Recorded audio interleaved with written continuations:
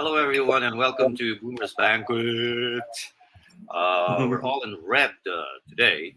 My name is George. With me, of course, are our perennial hangers-on, Teddy Espereña, Bob Novales, and Yeyey Yatco. And Good morning, everyone. Yeah, and today we're so excited because we're going to bring back the creative days of the 80s when Coca-Cola was it, when everything was worth pausing for some refreshments. Di ba? Coke adds life na sinasabi. We're going to talk about Coca-Cola all show long. But before anything else, Teddy Espereña, haven't seen you for quite some time. Magandang umaga sa'yo. Oo. Hi, mga ka-boomers. Today, mag-coke tayo. Coke, the real thing. Di ba? Oo, no? Pero ito lang, yung hindi tabingi yung bibig, di ba? Yung kay Boy Singot. Hindi tayo mangingiwi. Hindi tayo mangingiwi dito. Tsaka hindi naman tayo presidentiables eh. Oh. Sabi ko na lalabas yun eh. Salamat muna kay Roy Orgales, ha? Yan, ha? Bakit iba uniforme mo? May bago na ba? Alin? Hindi ko alam. Uniforme. Hindi, yan nga sa'yo ang bago. Ito ang luma. Ay, ba yung Roy Orgales okay. ng Design Makati. Yes, no? And of course, yung medyas natin at saka yung, yan. BioFresh. BioFresh. Very nice. Okay, no? Special thanks to Bob. Meron pa tayong meron pang ano ngayon, ha? Bob, meron pang ano yan? graphic. PBB ba yan, pare? Pay before broadcast? Yung graphics mo. Kalin. Yung ano? Mamaya. Thanks Graphics mo. Ewan ko kay Teddy. Si Teddy mag-quantify niyan eh. Yun. Tapos, okay, Bob, good morning to you. Ano yung tinitignan mo dyan?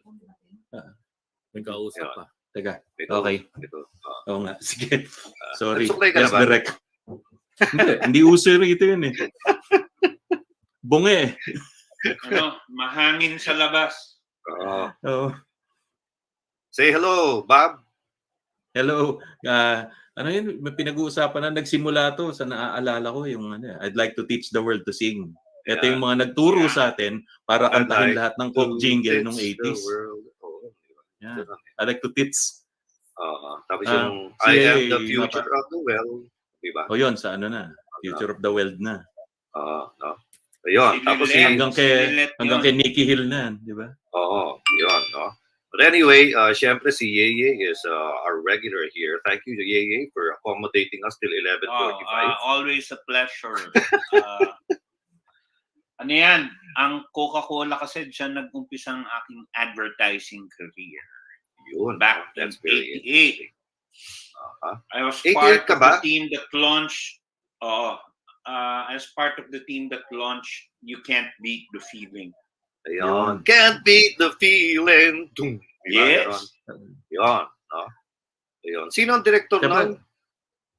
Nagdidirect ng commercial natin. During that time, all the mainstream thematic materials of Coke were from Atlanta.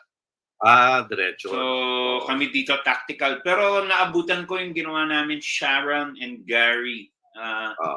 It was a night consumption commercial. Mamaya ano natin, we will be divulging kung ano yung mga sekreto behind the commercials, no? Yung mga maaalala lang yung mga maaalala lang nila. Kasi sa dami. Ang dami nun eh.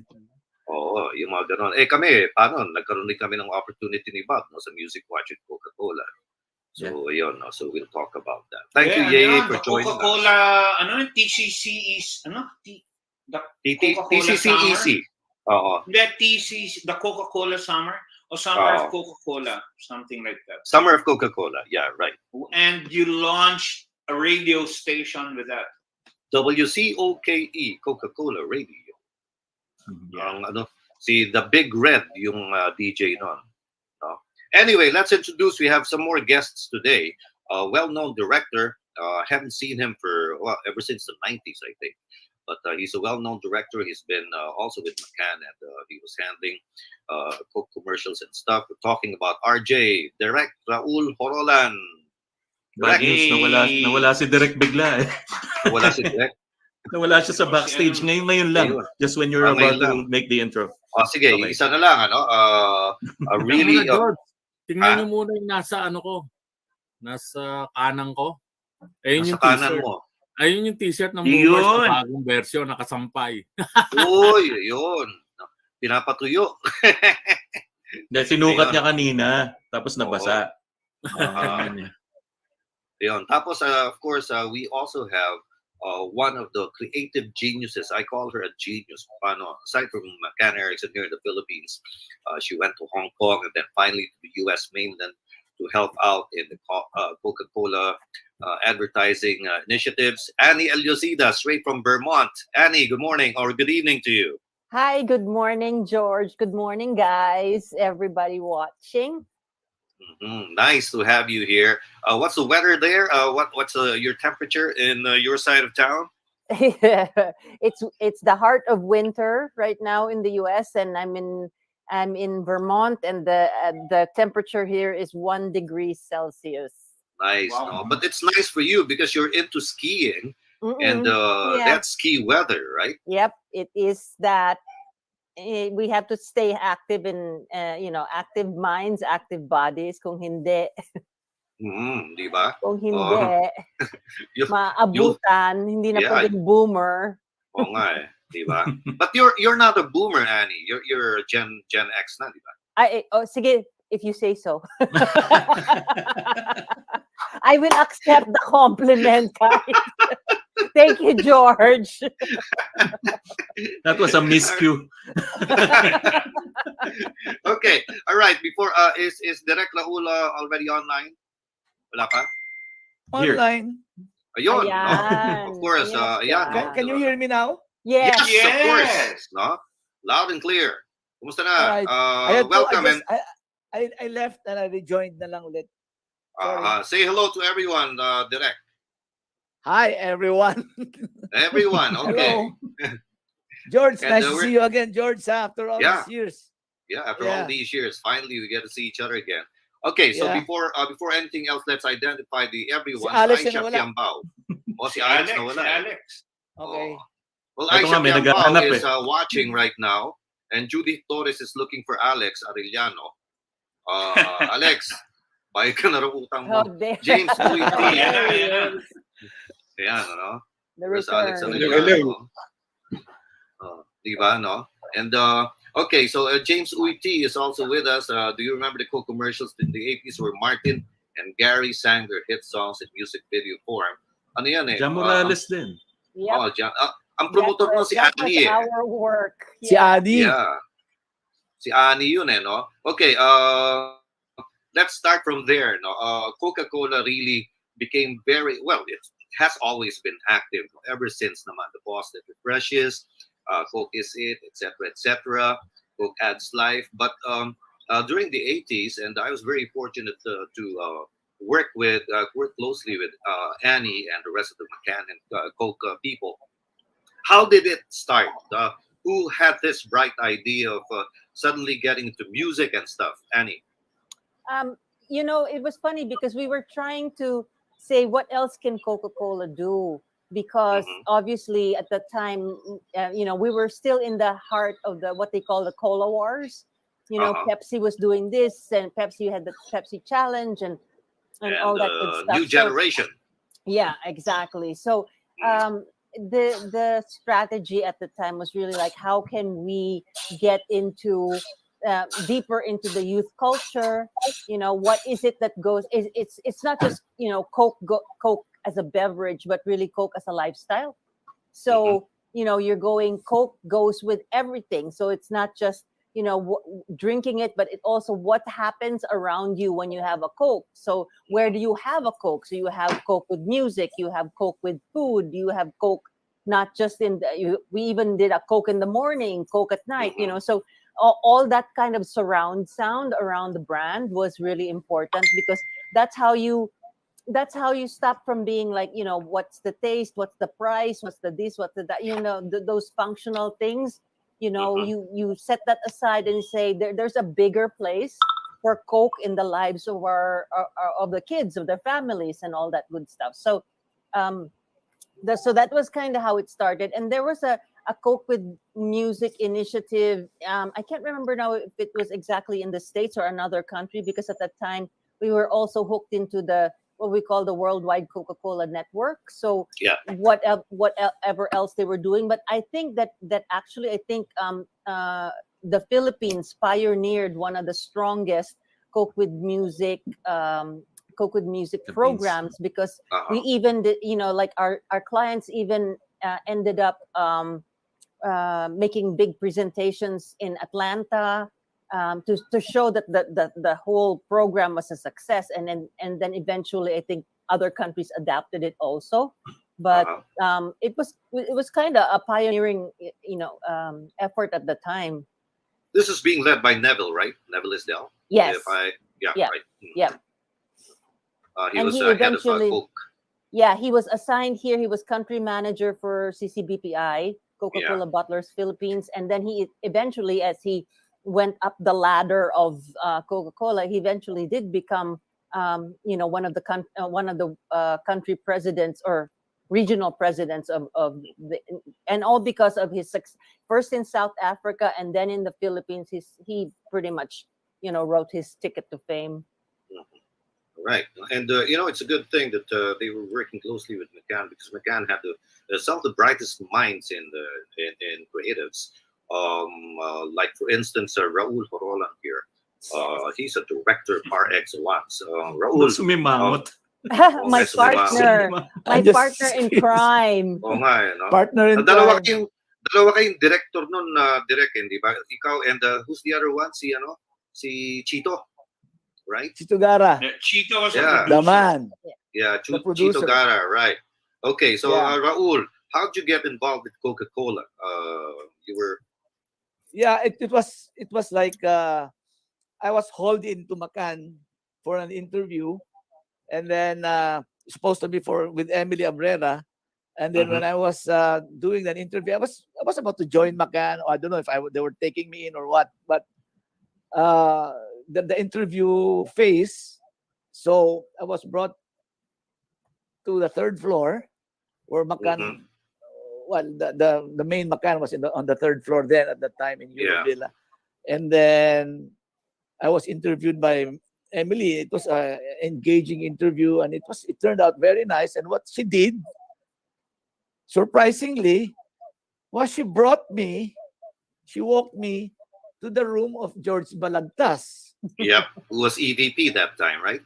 Yeah, I don't know if it was bushwhack or And whatever. division manager of Yeah. Coca-Cola Group. Kasi si Emily, I think there was a need for somebody at Coke at that time, or maybe she didn't want to let go of me if there might be a need for McCann for somebody like me, because I was at that time in transition from Bates Alcantara, and I joined this Bozell Jacobs company for just a few months, and then I wanted out, and somebody si Amy Pascual, the late Amy Pascual, I think sounded out my name to Emily Abrera, who, without missing a beat, she wanted to talk to me, and that talk, within the same day, she tagged me to George Balagtas, and George ended up talking to me. Before I knew it, I had an appointment. So, meaning an appointment day to start with McCann. And she said, okay, you can start next week.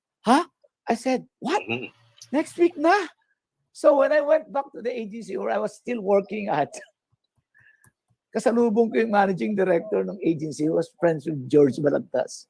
And that guy, I think you know him, Emil Misa. Oh, yeah. Oh, yes. You know, Emil. So kasalubong ko si Emil. So nagwala. Siyempre, kuwari, patay mali ako, di ba? Patay mali ako, pumapasok ako sa loob ng agency. Mga tanghali after lunch. Kasi kayo And then interview mo lang. Emil greeted me with, I know, first I talked to, George said, so you're with Emil Misa. Do you know Emil Misa? No, I don't know Emil Misa. Sabi ni George. Yeah, but typical George with the sloping eyebrows, no? Tapos, pagbalik ko sa office, sa lubog sa akin, Emil Misa sabi, tinanggap mo na. Nagtawagan na yung dalawa. Nagtawagan na yung dalawa. Sabi ko, start na ako. Okay lang yun. Sige. Buti hindi So, sinabi, tinanggap mo na, you're fired. Hire and fire, man. So I ended up, I was still, my first day at McCann was in the Coke group, was on the third floor. No, there was no Coke division yet, Ani, di ba? Yeah, wala We pa. were not yet like We spun off, segregated I as think, we spun off, I think, the year after. Yes, we were still lumped with the third floor, the rest of the, we had our own foxhole there. Pero there was a Coke assignment then, pero wala pa talagang officially sinasabing Coke department. So, yeah, and then I started work with the guys there, with Annie, with the venerable rather, Dino Angeles, who's now in Chicago. And an art director para excellence din yun. And then, of course, and Annie, Dino, these were the mainstays of Coke at the time, Annie, right? Yep. And I don't know who the other writers were. Wala pa mga masunon, di ba? Puro creatives pa. Wala pa. No, Wala Jojo pang was already structural there. Wala pang organization actually. Yeah. So I was Yeah. expecting to work on all kinds of McCann accounts at the time kasi Emily was my first interviewer, and then George said, okay, you'll be on Coke. So I thought it was just a major brand to handle. No, we got you for No, it was like a lock, stock, and barrel, locked and loaded Coca-Cola guy. And suddenly, my whole world became just red and white and a few syrup. Bawal mag-brew. Yan, di ba? Bawal. And green for Sprite. And green for Sprite, And at that time, of course, art directors were working not with laptops and computers, but we were working with markers. Diba? So, Yoken, pare, mga Yoken, colored pencils. And I knew, Raul was one of the was and still is one of the best marker guys. Like yung mga storyboard niya tsaka comp niya parang comic strip, parang everything was alive, everything ganyan. Wala ba? And lumalabas sa mga frame ang mga clients talaga like sumisigaw no? Sumisigaw talaga. I remember nga, I was reminding Raul, we wanted to change the image of a certain whiskey brand. Tapos sabi ni Raul, pare, gawa tayo, ganyan. No, so he made a storyboard na social yung dating. Nung prinesan sa kliyente, hinanap yung puting kabayo tsaka yung nakabikini. So alam na natin kung anong brand yun. I wonder what brand that is. Ganun pa rin. Sure ako, hindi banayad. Hindi banayad. Teka, ito, no, Raul, so you came from Bates Alcantara, so you worked with the venerable Alex Arellano also. Nag-abot kami ni Alex, pero overlap, no, Alex? Yeah, tsaka nun, sa Bates, Colgate group ako nun eh. Si Raul were with the more fun accounts. I was doing Kodak, Colgate, but a lot of Colgate, and refreshingly, I did a lot of Kodak too, refreshingly, because at that time also, puro din ako Colgate brands like the toothpaste, all their shampoos, the Ajax stuff. Yes. Direct Raul, ano yung Kodak? Kodak, wala na yun, pare, extinct na yun, pare. Pabalik daw, sa patents yun. Sorry, Kodak. Alam mo, once upon a time, Yeyey, in the olden days. Oo, kailangan mong magpa-develop. Uso ngayon ng film ulit, yung mga bata, naghahanap ng film. Fujifilm ang inaanon lang ngayon eh. Nabubuhay ulit yung mga film developing labs. According to some YouTube reports I've been seeing. Yep. Meron, Alex. Direct Yeyey. Meron ng Filipino word, Kodakan. Yeah. Hindi naintindihan ng mga millennials yung Kodakan. Pag nagsimula ngayon kasi selfie eh. Pag nagsimula kang mamasyal sa Luneta, yun ang tawag doon dati. Papakodak. Yung magsisimba ka. Yung magsisimba ka paglabas ng simbahan, boss, pakodak. Tapos kukunan ka. Mas maganda may hawak kang Coke. Nalalayo na. Alam mo yun. Ayusin mo mabuti yung yung pagka-framing ng hawak. Para Yeah. maganda ko dapan, ano, ayan. Yun na namimiss ko yung botelya.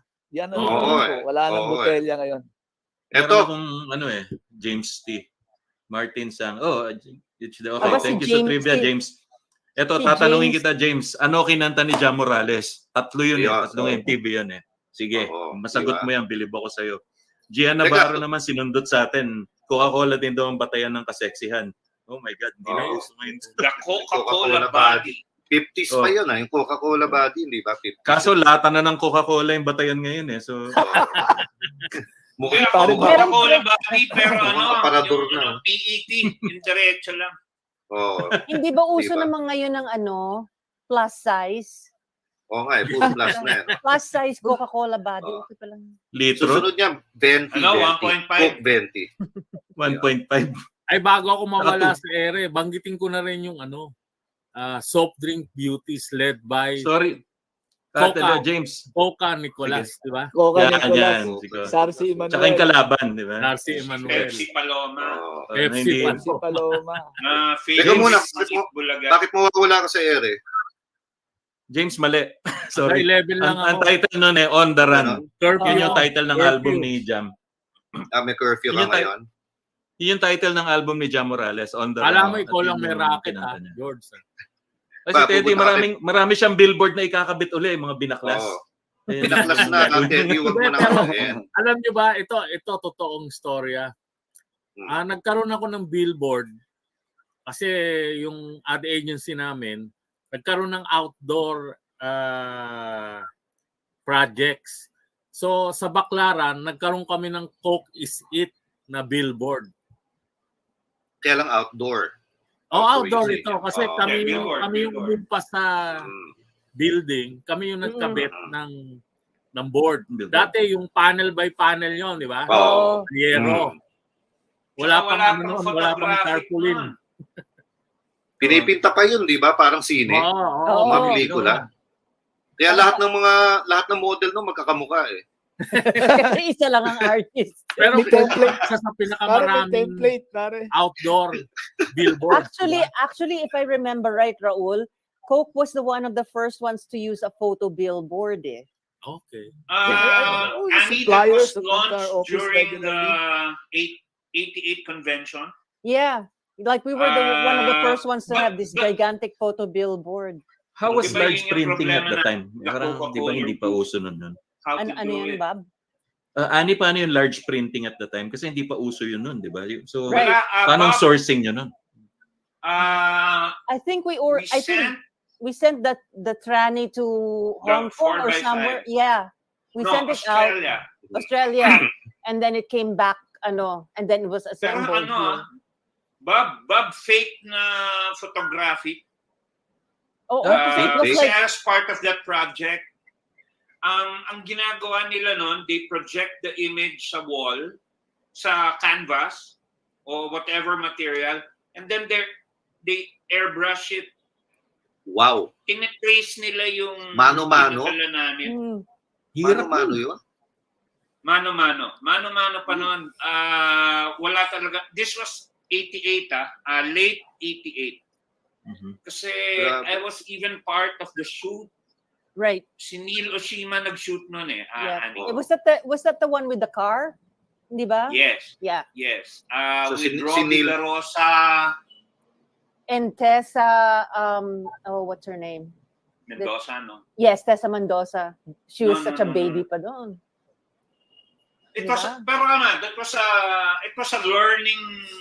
a learning thing kasi nga, during the convention, the team from Australia, the artists came They over came. tapos ni-retouch nila dito sa Manila Hotel. Oo. It was I wonder how It was much gigantic. that was. eventually placed in the corner of Quirino and South Superhighway. Wow, Ay, yung- what a memory. Yung dead Ay, end, yung, ano? yung, Oo. Yung tumbok. letter yung T tumbok. yun di ba? Oo.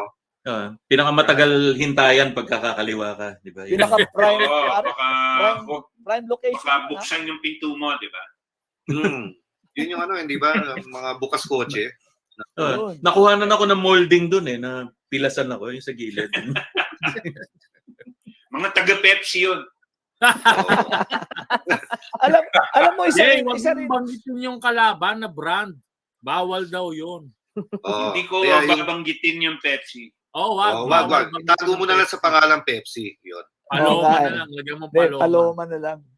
Alam mo, ang isang nawala na sa landscape, yung privilege signs. Oh, Yung Yes, pangalan so- ng grocery or sari-sari tapos Meron store, pa bookended naman, na meron pa. Coca-Cola. Coke Hindi, Sigma, meron pa rin. gilid. Pero Pero panay nadagdagan ng Shell ibang eh. brand. Panay Puro smart telco. na. Hindi, at Oo, saka kasi ano, wala Bar- na yung- Globe na. At saka yung RC Coca-Cola Cola. Marami privilege RC sign. Cola eh. Pati nga Sogo Yeah. meron eh. Pati Oo. Sogo. Sa sari-sari store yun. Oo, May meron. Sogo. No, Alex, but that yun was lang that was yata- like a yun lang really yata big deal. tinitignan mo, pare. De, pero isa sa nagsimula sa Pilipinas, di ba? Yung Coke nga, nung Oo. sinasabi mo. Oo. Ang tawag privilege. Privilege. sign. Coke was Sign. very strong in merchandising. That's why Yes. a lot of people ended up collecting Coke items. Yeah. Hmm. Yeah, it Yun was, nga it eh. was, I it was, remember during my stint in McCann, pagandahan ng collectibles Oo. from cigarette cases, lighters, I remember, di ba, pare, mga shirts, Coke apparels.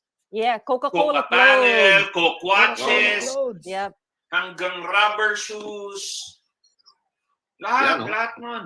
I had those. The Coke watches. merchandising, I remember pa yung pag nagko-convention ng Coca-Cola, all the sari-sari stores and all the vendor outlets around the convention center, they would provide them with new privilege signs para pag Yeah. dumaan yung mga big wigs, nakikita nila the whole street, the whole town is all like red and white, ganyan. They really made it a point na na to make it talagang Coca-Cola pride at the time. Saka Yeah. alam ko Me, nung as a planta, young sa art hotel, director, I actually, as a visualizer, I experienced my first Coca-Cola convention. Iba klase Coca-Cola nun eh. I think the people who were invited were supervisors and up. Diba, Ani? Yeah. Parang ganun eh. Yeah. No, actually, Depends. depende on the day. There would be a day the supervisors and all the top salespeople. Yes. Hmm. In that day, we closed off the whole Manila Hotel. Oh my God. And that's so then funny. one side of Manila Hotel was one giant Coca-Cola signage. And that was something else. As Jay, a nakapunta ba very kayo young... doon sa Coca-Cola plant sa Otis? Oo, Di ba, isa sa favorite icon place niya namin. talaga. Favorite place namin yung to Oo. shoot mga documentary act. Kailangan mag-pilgrimage ka dun. Yes. Oo. Ano na eh. Di ba? Ano na ngayon yun eh. Yung bote na may ikot. Oo. Mm-mm. Nilalagyan na- Yeah. Wala na. Ano na yun eh. Malamig na Coke. Wala Landers na na. eh. Wala na. Landers na ngayon yun eh. Landers. wala na yung Landers. Otis. Wala na yung Wala na. Otis. Otis. Wala na. Yung Kuya ibang Jace, makikita ko privilege doon. signs, doon pinipinturahan. Mhm. Oo. They had a whole department of just Yes. signage department that would do the privilege Great, signs, oo. but they would also repaint the Coke trucks. So Oo. yung mga likod ng Coke truck, di ba? Before that Oo. became photographic also. Yes, It's all yes. this the big logos and everything. So they always repainted the Coke trucks. Oy, to make maraming them more nawalan ng beautiful. hanap buhay. Nung Oo, nagkaroon Because ng of talaga. printing. Actually, I have the experience of supplying Coke with Coca-Cola cases. Yung kahoy pa, wooden Oo. cases. Yeah, Uy, yeah. collectible Ano yan na eh? yun ngayon, Ah, ah. Ang kahoy nun was specified, lawan. Tapos nun, even the paint, Coca-Cola red, may Pantone yun eh, no? Mhm. Pati pako, number of nails, tapos makakabili ka ng pako in a certain, sa Wilcon pa nun eh. No? Wow. Maliit pa yung Wilcon. Yeah. And our first order, I remember, was 100,000 cases. Di okay, Wow. natapos namin, ano?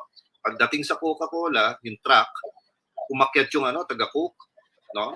Kumuha ng 5 cases sa taas, binagsak sa sahig. Ay. It broke up. Solely lahat. Quality Ay. control. Huh? Right? So we had to get it, bring it back to the factory and start all over again. Mm-mm. Ganun kagrabe nun. Yung Oo. But ang lupit pati yung yung swish, everything may ano yan eh, may silks, may ano yan eh, may talagang kumbaga may pattern eh. And May those, template. Yeah. they were So, yun. very The strict about it. Spencerian logo.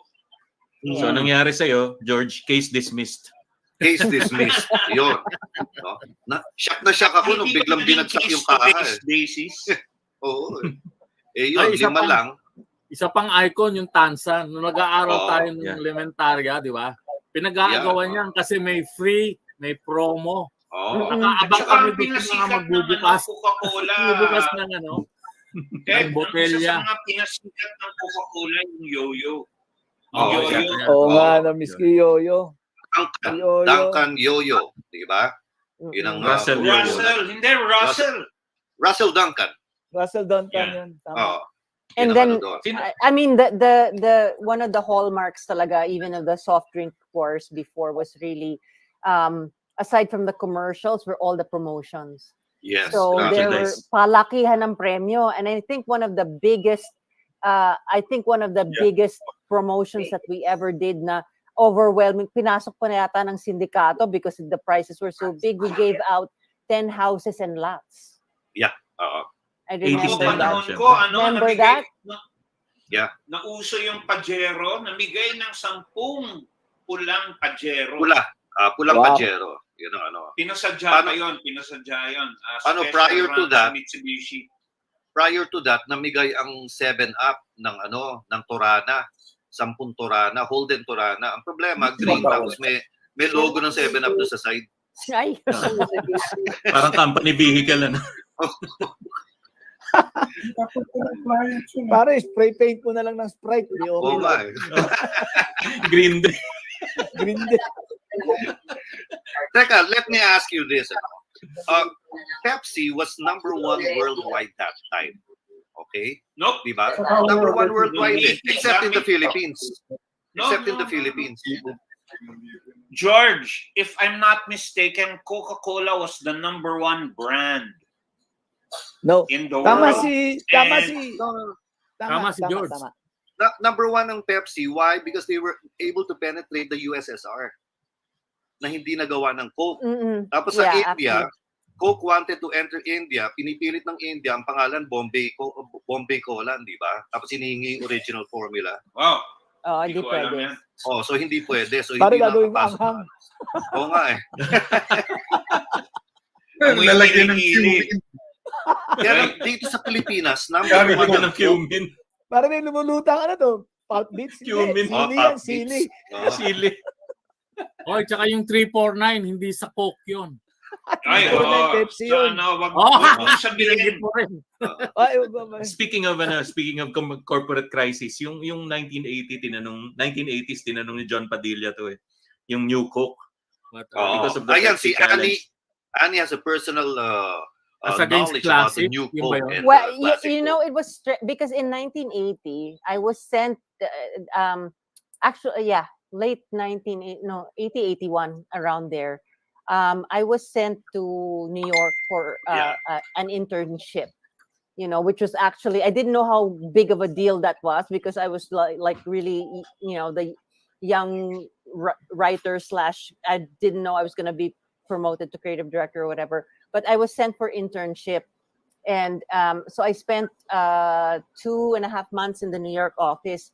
And I was shadowing the art directors, the creative directors. I was given my assignments, all intern stuff. Now I'm basically very basic, you know. But then there was all these meetings going on. Obviously, you know, I was observing that. Oh, we have to go to the bunker. We have to go. There was some big hubbub going on, and I didn't know what that was about. But I could just hear. You know, and they were very, very secretive. So they called it the bunker, which is outside of the McCann offices in New York. They had another set of offices, which was in one of the hotels in New York. Yung pala, yung bunker na yon is where they were doing all the planning for New Coke. You know, so everything was and at saka lang nag-click sa akin no what was happening when they actually announced the launch of New Coke. When I was back in Manila, sabi ko, oh shit, that was what was happening then. And that was, you know, and it was so it was so unexpected because it they were so proud of it. It was actually, technically a beautiful campaign, really beautiful campaign, really well done.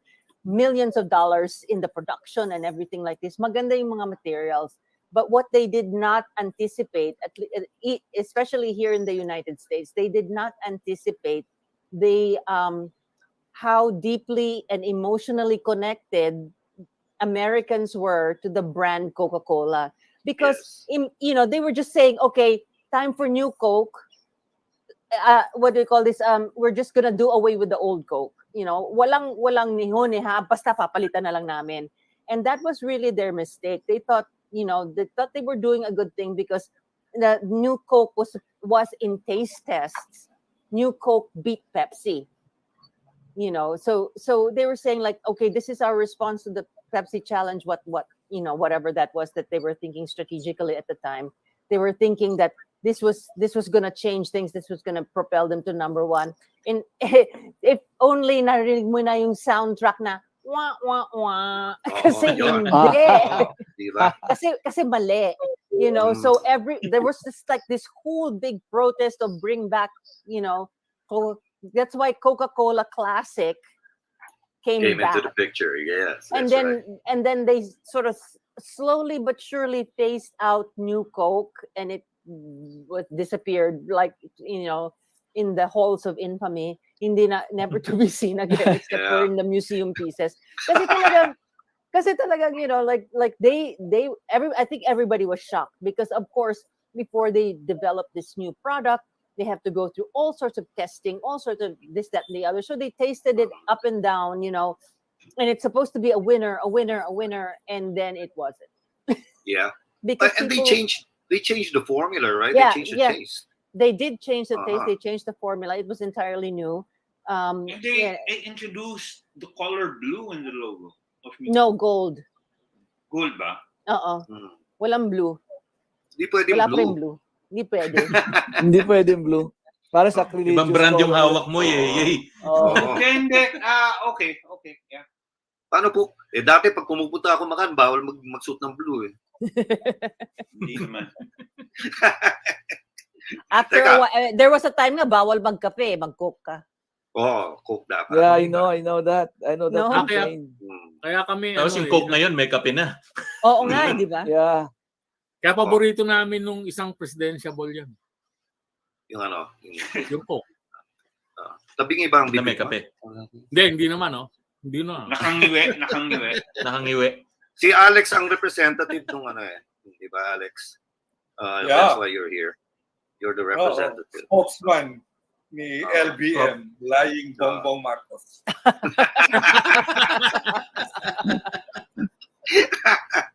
Alex, teka. You were with Alcantara. Were you handling the Colgate group? Colgate. Colgate. So, Fresh Plus. Yung mga Fresh Plus, ganyan.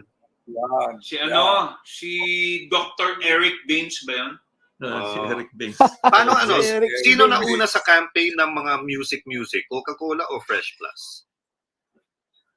Paano Fresh Plus was heavily into the teen market also, di ba? Yung Colgate Fresh Plus. Yep. 84 ba yun? But remember, Nora Honor, when she was still very, very young, was The real thing. Oo. So meron ng bahid ng yung Coke with music eh. Yeah, no, it's the real thing. Sila ni Vilma, di ba? How can you top that?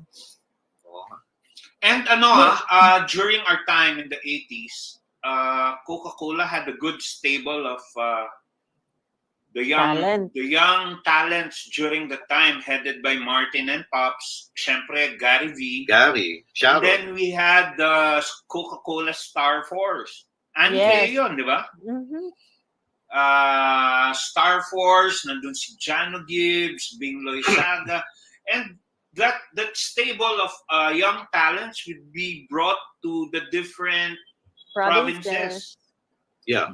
That was part of the whole Coke with Music program. So Coke with Music campaign. Yeah. We had the live concerts. We had the the MTV like commercials. We had other Portion promos also. portion buys, di ba? Sa Yep. mga lunchtime shows. Yep.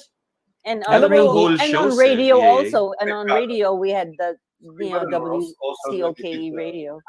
Yeah, Pero kasi, maganda shows on TV, no? May TV show pa na This Is It. So the whole show itself is a Coca-Cola show. Hindi, Alam kaya mo, lang, siguro, ang- good timing din yung the Coke with Music campaign because the 1980s was MTV Explosion culture. yan, eh. oo. Diba, music Sakto. for television was big worldwide. So when Coke came up with the music thing, it was perceptibly mabilis tanggapin ang kultura ng music. And MTV, Gary V. Remember, Annie, we did Gary's in Bed. Betty's in Bed. Betty's in Bed, sorry. Gary's in Bed. Betty's in Doon siya Bed. nag-umpisa sa amin. Close I enough. remember that because I did a storyboard. I did the costume design, and Dante Dato directed that Yes. commercial. Si Dante pa, right? Oh, Dante Dato yun. He was the You know- favorite Coke director that time. He was, Yes, and also, yes. the funny thing is, when we first did so all the artists were actually asked, like, what's the single or what's the song? Because the idea was that we would premiere their new single. So Yeah. Martin's was, Each Day with You. And then si Gary, yun nga, he chose from his new album yung Betty's in Bed. And I remember that time when we told the client this was the choice. Ed Del Rosario is one of our favorite clients, but also like a Edo. really yes, Edo. Edo. Naalala ko, sabi niya, Betty's in Bed. In bed. Hindi yata yung pang Coca-Cola. hindi wholesome, some hold daw, some hold. Oo nga, exactly. So we had to convince him with the story and what we were gonna do that it's okay, it's gonna be okay. Kasi sinesensor niya kaagad, parang, sigurado ba kayo dyan? Title pa lang, censored ka na. Kaya nga sabi ko, naman. During the 80s, Annie, the Coca-Cola was a good launch pad for new directors. I think tayo nagpasikat sa tatay ni Paul Soriano. Yes, Si Jeric. Ne, si Jeric. Si Jeric was the favorite Basta MTV si Coca-Cola director that time. Yep. Actually, So, apo pati pala Fresh siya. Plus si Jeric din. Apo siya ni Guinness Soriano. Nestor. Nestor, Anak Jeric was the son of Nestor. Anak ni Nestor. Oo. Kaya nga, anak ba ni Paul? Anak ni Jeric si Paul. Yes. Yes, Tama, Paul, si anak Paul, ng apo ni weteng Nestor. ata. Tama ka, si Paul. Wedding. Si Paul, anak Generational. ni You see how Generational. generations deteriorate, Eddie, no? Paborito mo si Nestor, Jeric, naman. different ka. Pagdating kay Paul, ewan ko na. Alam mo bang si Nestor kapitbahay ng anak ko sa Manila Memorial? Kala ko sa Sorry. So morbid. Manila Memory. Si John But Padilla, kaya naman, very full of... The very first shoot that I attended was a project of direct Jeric Soriano. And then it was the night commercial, Coke and Gary and Sharon. Yeah, Coke at Night. Yep. Coke at Night. Grabe yun, ang ganda ng commercial na yun. Magaling naman talaga si Jeric. Oh, yeah. He Lahat siya also sumunod did- is impressive. He also directed yung Fresh Plus commercial sa 10 years after. Yung parang MTV yung style. Yeah. Basta Also MTV Jeric. style, Jeric was the go-to Oh. guy. Pero Yun ang ano Alex, remember, Si Nestor ba nag-shoot din nagpasikat ng, kay ng Jeric. print ad ng Coke? I'm sure. Marami I'm siyang sure. ginawang print. Maraming ginawa si Jeric na high C commercials which I was part of Yeah, also. that's right. Okay. And High then, C. if I Tawag remember, namin Alex, Hick. pareteng galing ng Bates, Alex, sumikat si Jeric yung sa kanyang Revive na may shock ba yun? Oo. Revive commercials? Palmolive. Diba, Ano yun? Shampoo. Palmolive Hindi, Palmolive. Hindi. Palmolive Shake. shampoo, I can feel it. Oh, may Hindi, parang- I can feel it. Diba? I can feel it. Hindi yun. Yeah, something like that. Alice Hindi, Dixon. meron yung, naalala ko yung Raul, yung meron bang shock? Shake? Yung mga ganun. Shock. Yeah, yung shock. Yeah, shop. basta sumikat si Jeric sa hindi Coke. He became, nag-take off yung career niya. That Shampoo kind of yun style. Sa ganyang style, he became well-known. And then I think we latched on to his style and then kinabayo na ng Coca-Cola. Pero magagandang materials nung sa Coke kasi he propelled the launching of several good talents. Yeah, no. Another Jeric said yes, no. Si Jeric Mariano. Of course, of Tums. Palmolive yan. Palmolive shampoo yan. Hello, Jeric. Hi, Jeric. Si Eric Mariano. Yun, no. Teka, kaya lang, ayun na nga, may sinasabi, ayun, Coke sponsored the TV show of RT, Rhythm of the City, tapos This Is It. Kaya lang, ang clout ng Coca-Cola, no, I don't know if it was Coke or McCann. Can you imagine convincing GMA7 to produce, together with Coke, a primetime MTV show, yung Music Watch with Coca-Cola? How did it happen, yes. Annie? Oh my Prime time pa gosh. tayo nun, ano? Oh, prime time yung 7:30 yun eh. 7:30 to 9:30. And again, that was actually media by Genius because there was an opportunity and I remember, they had all this it was this part of that whole Cooked Music program initiative and we were doing so well with the commercials and we were doing so well with the concerts. I think we were approached by GMA7 to sponsor it, and I believe it was really expensive at the time. Pero somehow or other, our media department was able to swing it, and we convinced the client, and and it was just one of those fortunate events. Again, they just wanted to be pioneering all the time because that was the nice thing about working at that time is everybody was so the competition was so stiff, so everybody was really saying, what can we do, how can we go bigger, how can we do, and by today's standards the budgets probably weren't all that big, but they managed to really make it go a long way.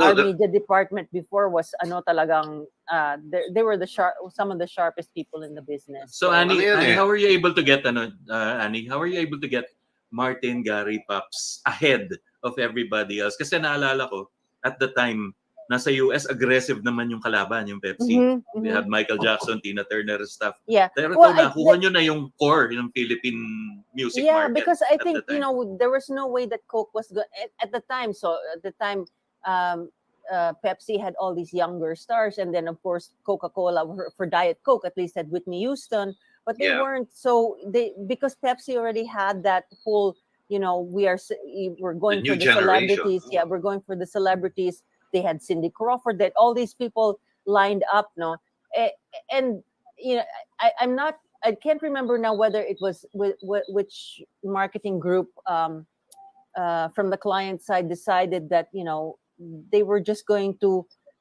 they weren't going to play that game with the international artists but Coca-Cola was so was at the had the pulse of the youth here. At saka kung sino, why own the international celebs when you can own, when you can have relationships with the local celebs who are just as good and probably have a bigger following and more accessible to people talagang, and at the time, up and coming pa lang sina Martin, Pops, and Gary, and it was just right time, right place. They talked to the managers were willing to do it, and there was a lot of negotiation that went, because obviously at the time ayaw din nilang the game name of the game then as now is how many endorsements and what does this mean, and exclusive ka ba, hindi ka exclusive, ganyan. So the contracts were very, very carefully negotiated. And then, as creative people, we sort of heard like what was going on. Pero nung na-close na yung deal, eto na, we have these stars who can do this stuff for us. O sige, ayan, that's where the fun began for us, for me and Raul and Lino and all our, and Yey and our whole group na, sige, let's do something crazy, let's do something cool with these stars. And MTV was just in its infancy. Why not gumawa? Wala pang music video noon sa Pilipinas kasi syempre parang mahal mag-produce. Hindi kagaya ngayon, pwede ka mag-produce na using your iPhone. Sige, gawa tayong music video, mag-TikTok tayo. But at that time, if you looked at the MTV commercial, MTV output from the States, talagang highly produced, di ba? Talagang there were mini movies and everything like that. So how do you compete with that? The local artists, the local music scenes were not doing that yet. So we actually pioneered. Kasi puro TV appearances lang yan, ganyan. That's how they promoted their records. And we, part of the deal we said with the artists was like, look, you're promoting Coca-Cola, but we're promoting your singles. And your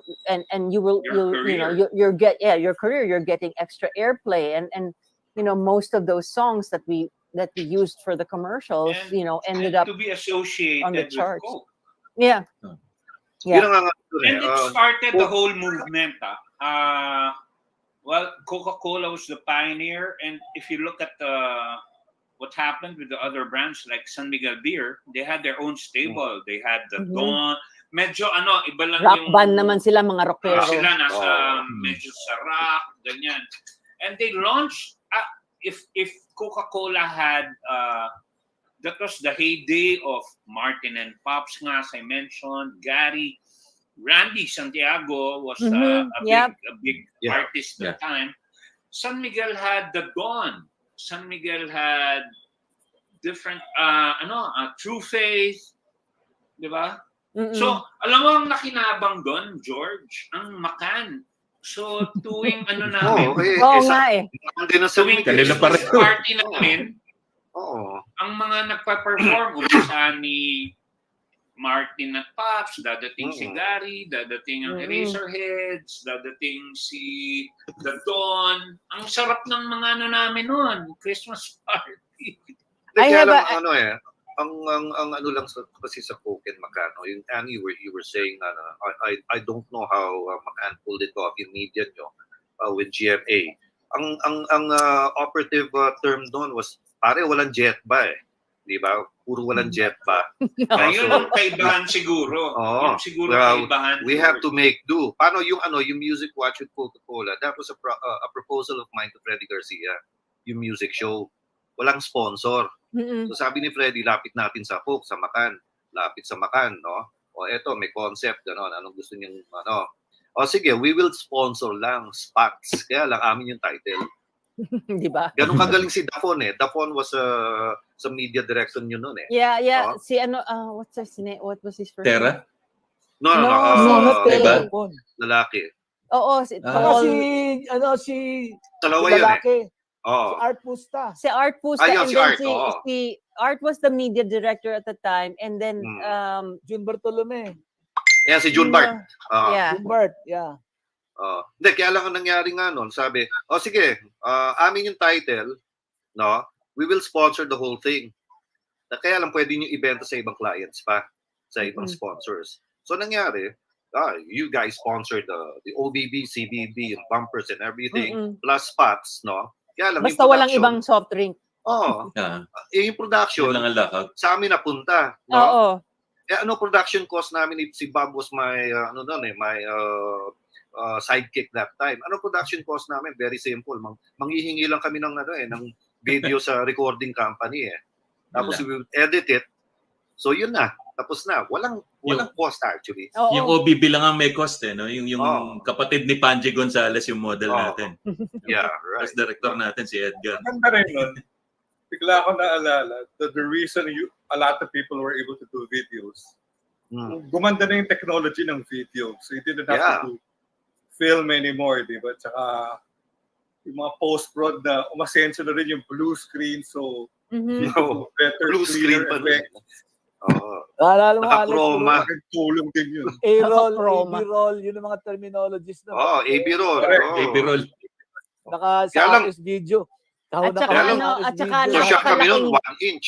pneumatic. 1 inch. Pag may 1 Hindi. inch, pneumatic. Kami, sa Music Watch, 1 inch ang ginagamit 1 inch namin. tape. Yabang 1 mo inch na tape diba? kami. Advance na Social advance kami kayo. nun eh. Oh. GMA kami nun eh. Di ba?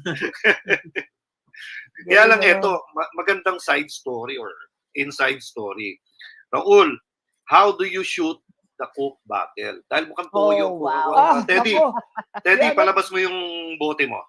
Pwede ba i-reveal to? Like, di Hindi, ba kasi pag trade tinignan secret mo yan? kasi, Yan, mukhang toyo, di ba? I remember that there were these Japanese cinematographers who had a session in Manila, the Image Films in Quezon City or LBN ba yun or whatever. Yeah. And then they were sort of like giving you a Sampaguita. formula on how to shoot a very appetizing Coke liquid. Kasi nga, pag tinignan mo, akala mo Silver Swan soy sauce o Kukuha ko na inihaw na bangos sa sausaw ko dyan. Talagang ganun eh. Eh, yung pala, you just mix it, you know? So, medyo may hahalo ka dyan. So, you don't get the concentrated syrup, which is hard for light to penetrate. And of course, you backlight that, diba? And you backlight that. You just get that glimmer of red. Make that red come out. Make that little Red, slightly orange. golden, yeah, reddish, golden glints on the sides come out. It will look appetizing. And Mukhang you masarap. spray it with beads of Vicks. water. Vicks. Yeah. Vicks Vapor Ah, para may ano. Yeah, parang meron silang nilalagay doon sa ano. Now, when you spray what with the sprayer, sprayan mo yung botelya, it creates a perspiration na hindi flow diba? down. It sticks there na para siyang beads. So pag tinignan mo, parang nakakita ka ng Sarap chilled beer. Oo. Di ba? Ito na problema. Parang gabi. Oh. Direk, ito So, problema. nahaluan mo lang Paano yun. inumin? Hindi. Pag consumption na, palit na. Like any commercials, di ba? Ang food shots is different. But pagdating na sa consumption shot, bigay mo na yung tunay. Hindi, kaya alam, bumili ba ako kay Sharon? Bumili ba kay Sharon? natatandaan mo, meron akong... Magaling na si Sharon, magaling na consumption shot yan. Oo eh. Actually, Ay. Martin drinks Ayan, yung Coke fake really, ice. really well. Fake ice. And Ano the to? fake ice. Natangay ko pa mula noon. Pare, Sus ko, dala-dala mo pa baka yan. Hindi yun natutunaw. yung dinidikdik ko sa palara, ah. Pero may problema to eh. Kasi pag Sabay sinde, no? nilagyan mo sa Sabay baso, sindi sa tapos ilalim. nilagyan mo ng produkto, hindi lumulutang. Oo, that's Acrylic to, acrylic. that is pag mga glass in the glass Oo. shots. Pero pag Yung mga botelya, pouring. yung mga pouring yan, ganda yan eh. Ang expert actually dun sa gawa ng Coca-Cola like for shooting, si Chito Gara. Because he Yeah, knows si exactly Chito. what the proportion of the mix was para pag tinamaan ng ilaw, ang ganda-ganda ng itsura. Gusto mo talagang inumin, pero wag. kasi Hindi ka malala. matutuwa. Ang Hindi ka sama. matutuwa. Tapos, Oo. ang isa It will pang not make you sekreto smile. namin nun, kasi if you look at the bottle, dalawa yung label, di ba? Nagka-cast ng shadow yung label sa Nasa likod likod. pag inilawan. Mm. So, nagpapagawa kami ng special run na bote. Show na bottle. Walang back one-sided label, label yung, lang. The shooting Tawag bottle. namin, shooting bottles. Tsaka Yun ano ang yun, ano. yung shooting, those shooting bottles were like guarded like precious, commodities Yeah. kasi hindi mahal pagawa tapos you Oo. better not break Tatapon the lang. damn bottle. Oo. Iba, Ano nga eh, iba. When we were shooting the OBB of Music Watch, we got four cases of shoot bottles. No, para sigurado. Paano? Ang director Pare, namin pwede mo si na Edgar i-eBay yan, Marcial. George. Ah, eBay mo na, George. eBay mo na. Nasa iyo pa? wala na eh. Hindi ko na inuwi ko isang kaha eh. Tapos nawala na rin. Ganda yun, collection mo. Oo eh. At saka makintab, maganda yung bote eh. Gwapo Yeah. eh. Kasi Yeah, alam mo, actually- yung actually, you know what? mga bote ng Coke, yung totoo, dahil sa production run, nagkiklink yan. Oo. Kaya Nagagasgas. makikita niyo may puti. Yeah, Yung right. may gasgas, nagbabanggaan kasi yung mga bote. Tumatama. So, Dumping meron line. talaga kaming mga bote pang shooting. Yeah, yung first run. First, kumbaga Sorry. first gen. First gen. Speaking of bote, Yung bang Coke bottle sadyang may green yun pag walang laman? Di ba yung That was original? actually- Anong tawag natin doon, Raul?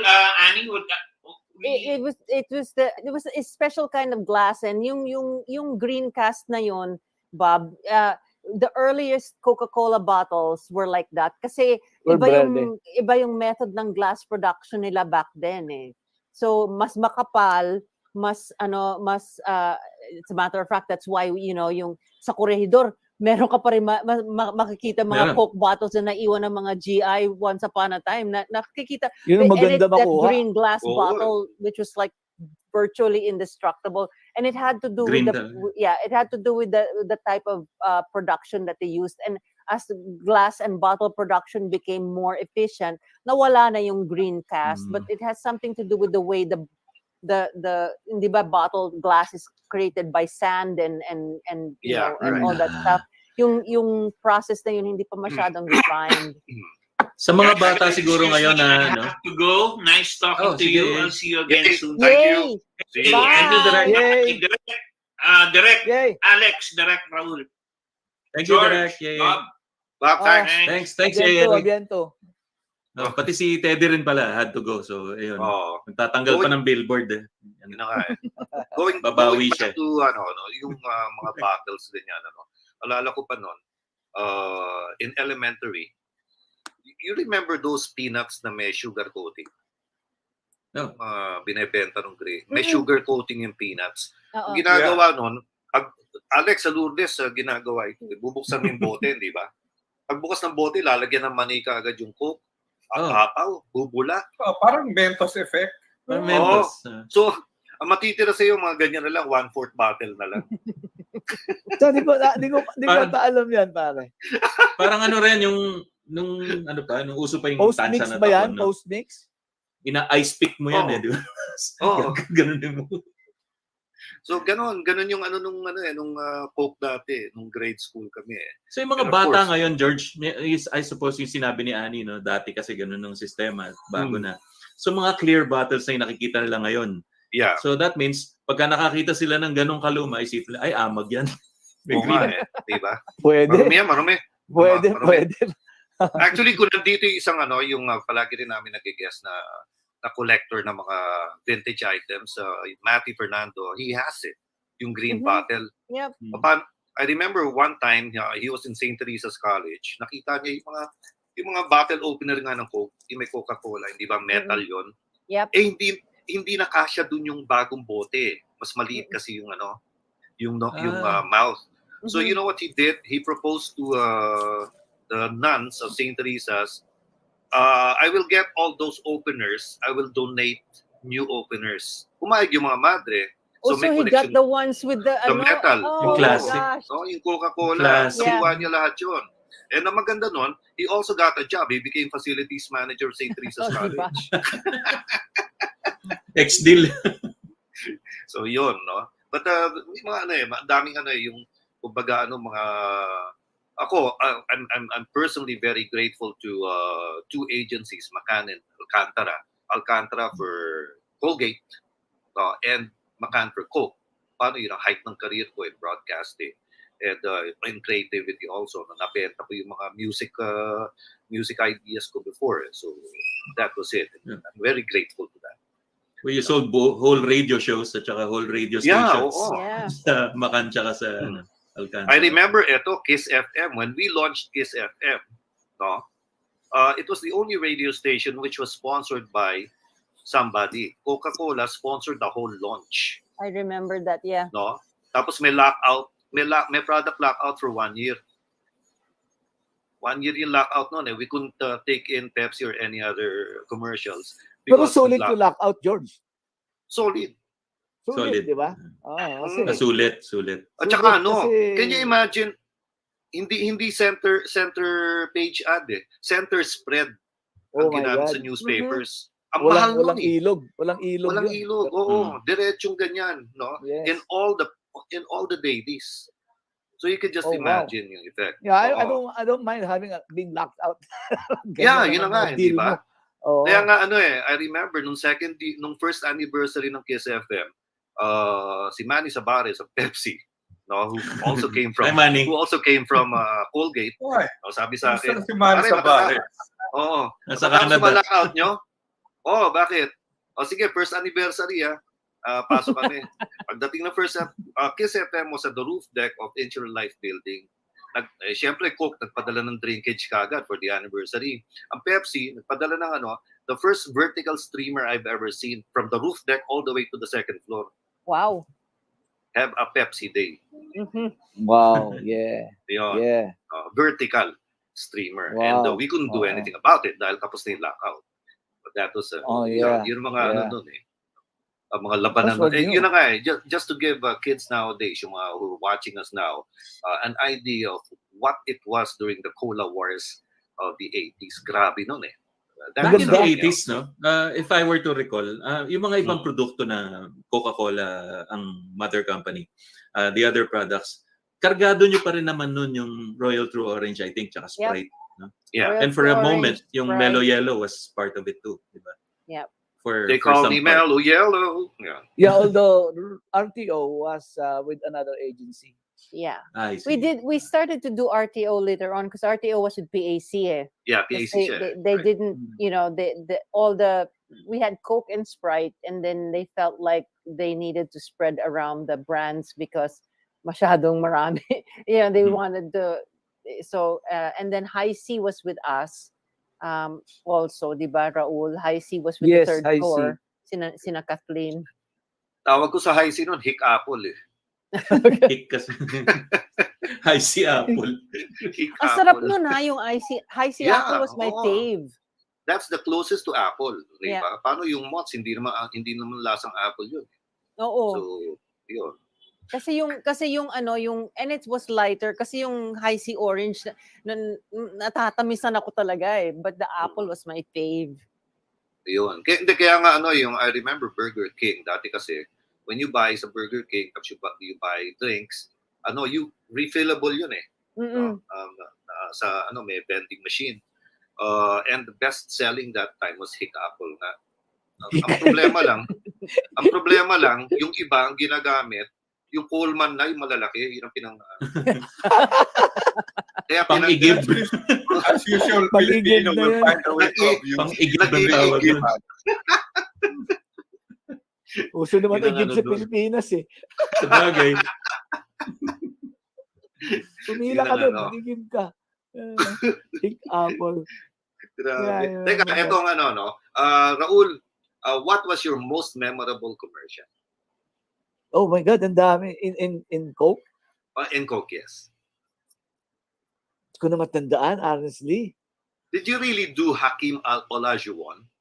That one, yeah. I was a director already.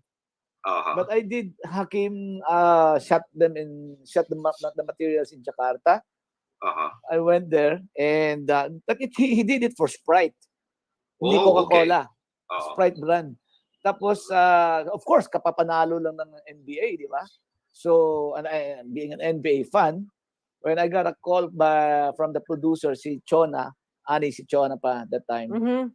And he said, "Raul, I was shooting at that time in Ilocos, but I got a call from Chona and he said, Raul, would you like to do we're doing a Coca-Cola commercial, and would you like to do this guy? I mean, he's a player.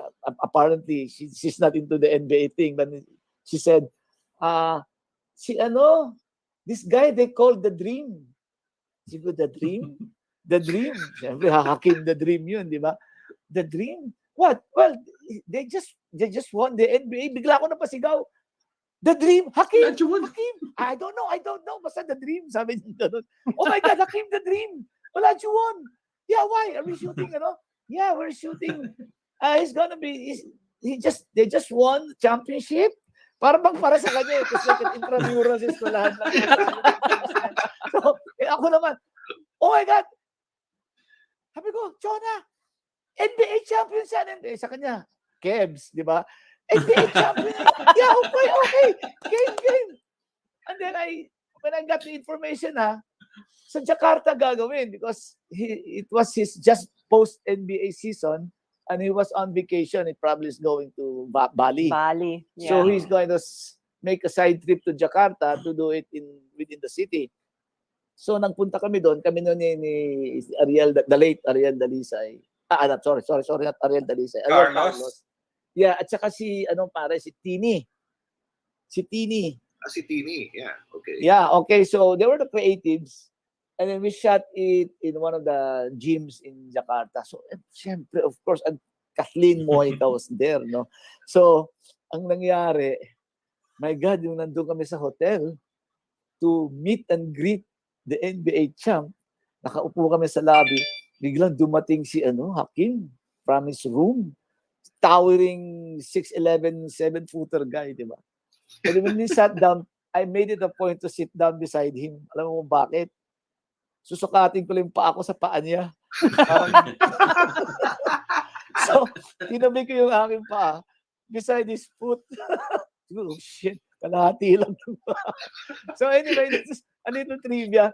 And then he was such a nice guy. He was such a nice guy. And the shooting was a breeze. Except that, he's Muslim. And they pray 5 times a day. Diba? 5 times a day. So within the shoot day, break muna. Yeah, may mga breaks. So there was a prayer room assigned in the gym. There was a prayer room assigned for him. And there was one time that I had to shoot him standing up. The camera was somewhat like panning down from head to foot and pan up also. Hawak ng bola. So talagang towering figure. Eh, pare, habang gumagano na kami, bilang lumakad. Nawala sa camera. Tumama na pala sa praying time niya. Lumakad na lang siya. At magdadasal. Oh my God, sabi niya, I was telling him to make dunks. Sabi niya, okay, how many dunks would you like me to do? Sabi ko, well, as long as we get a good shot, we were happy with the take, then we're fine. I don't mind. You can make it in your first try, or well, in the US, every time we make these shoots, we actually have a lowered ring. Oh, sa amin tunay. So talagang yes to make, let's say, 10 dunks. Yes to make 10 real dunks, pare. So, but in the States pala, siyempre, dinadaya pala yun. They lower the ring a little bit, the goal, para madali. Make it look spectacular. Yeah, tsaka, it's less tiring. Marami silang takes. So anyway, sabi ko, who would know? Wala naman kaming ganung research. Anyway, so yeah, Hakim was a highlight also in shooting a celebrity. And galing, pare. I had a Hong Kong-based cinematographer do that. Buti, nung sinabi niya in the US, we lowered. Lagari! Kumahan lagari! Lagariin niyo na yung goalpost. Yun ang iniisip ko, baka pinagawa nga nila. Alam mo, siyempre nagagawa yun. But siyempre, of course, not naman for anything else, but we were shooting in Jakarta, and siyempre, of course, in level of production sophistication at that time, iba ang Pinoy kaysa to our Jakarta counterparts, diba? Mas efficient yung atin dito. So, yung mga ganung bagay, hindi mo pwedeng gawin impromptu na lang na can we lower it ever? Baka hindi yung ring, the goal was not the one that was yung pwedeng i-lower. It's fixed. So, but anyway, and then ang maganda rito, during the pack-up time, May Paner was my assistant director. Yung pack-up na yung last day na, siyempre, I had a client.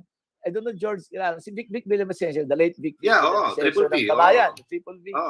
Nalaman niya na, that I was going to Jakarta to shoot, sabi niya, Raul, nagpabili ng bola ng Spalding para pirmahan ko daw. Hindi, ganun ba? Hindi, bumili na rin ako sarili kong Spalding. Eto na. Pagkatapos ng pack-up, siyempre, people flocked around Hakim na, and all this thing, souvenir hunting, I approached him, and he readily signed with us Sharpie. Pentel. Sharpie. No, it's a Sharpie. It's a parang silver-colored ink ba na Pentel.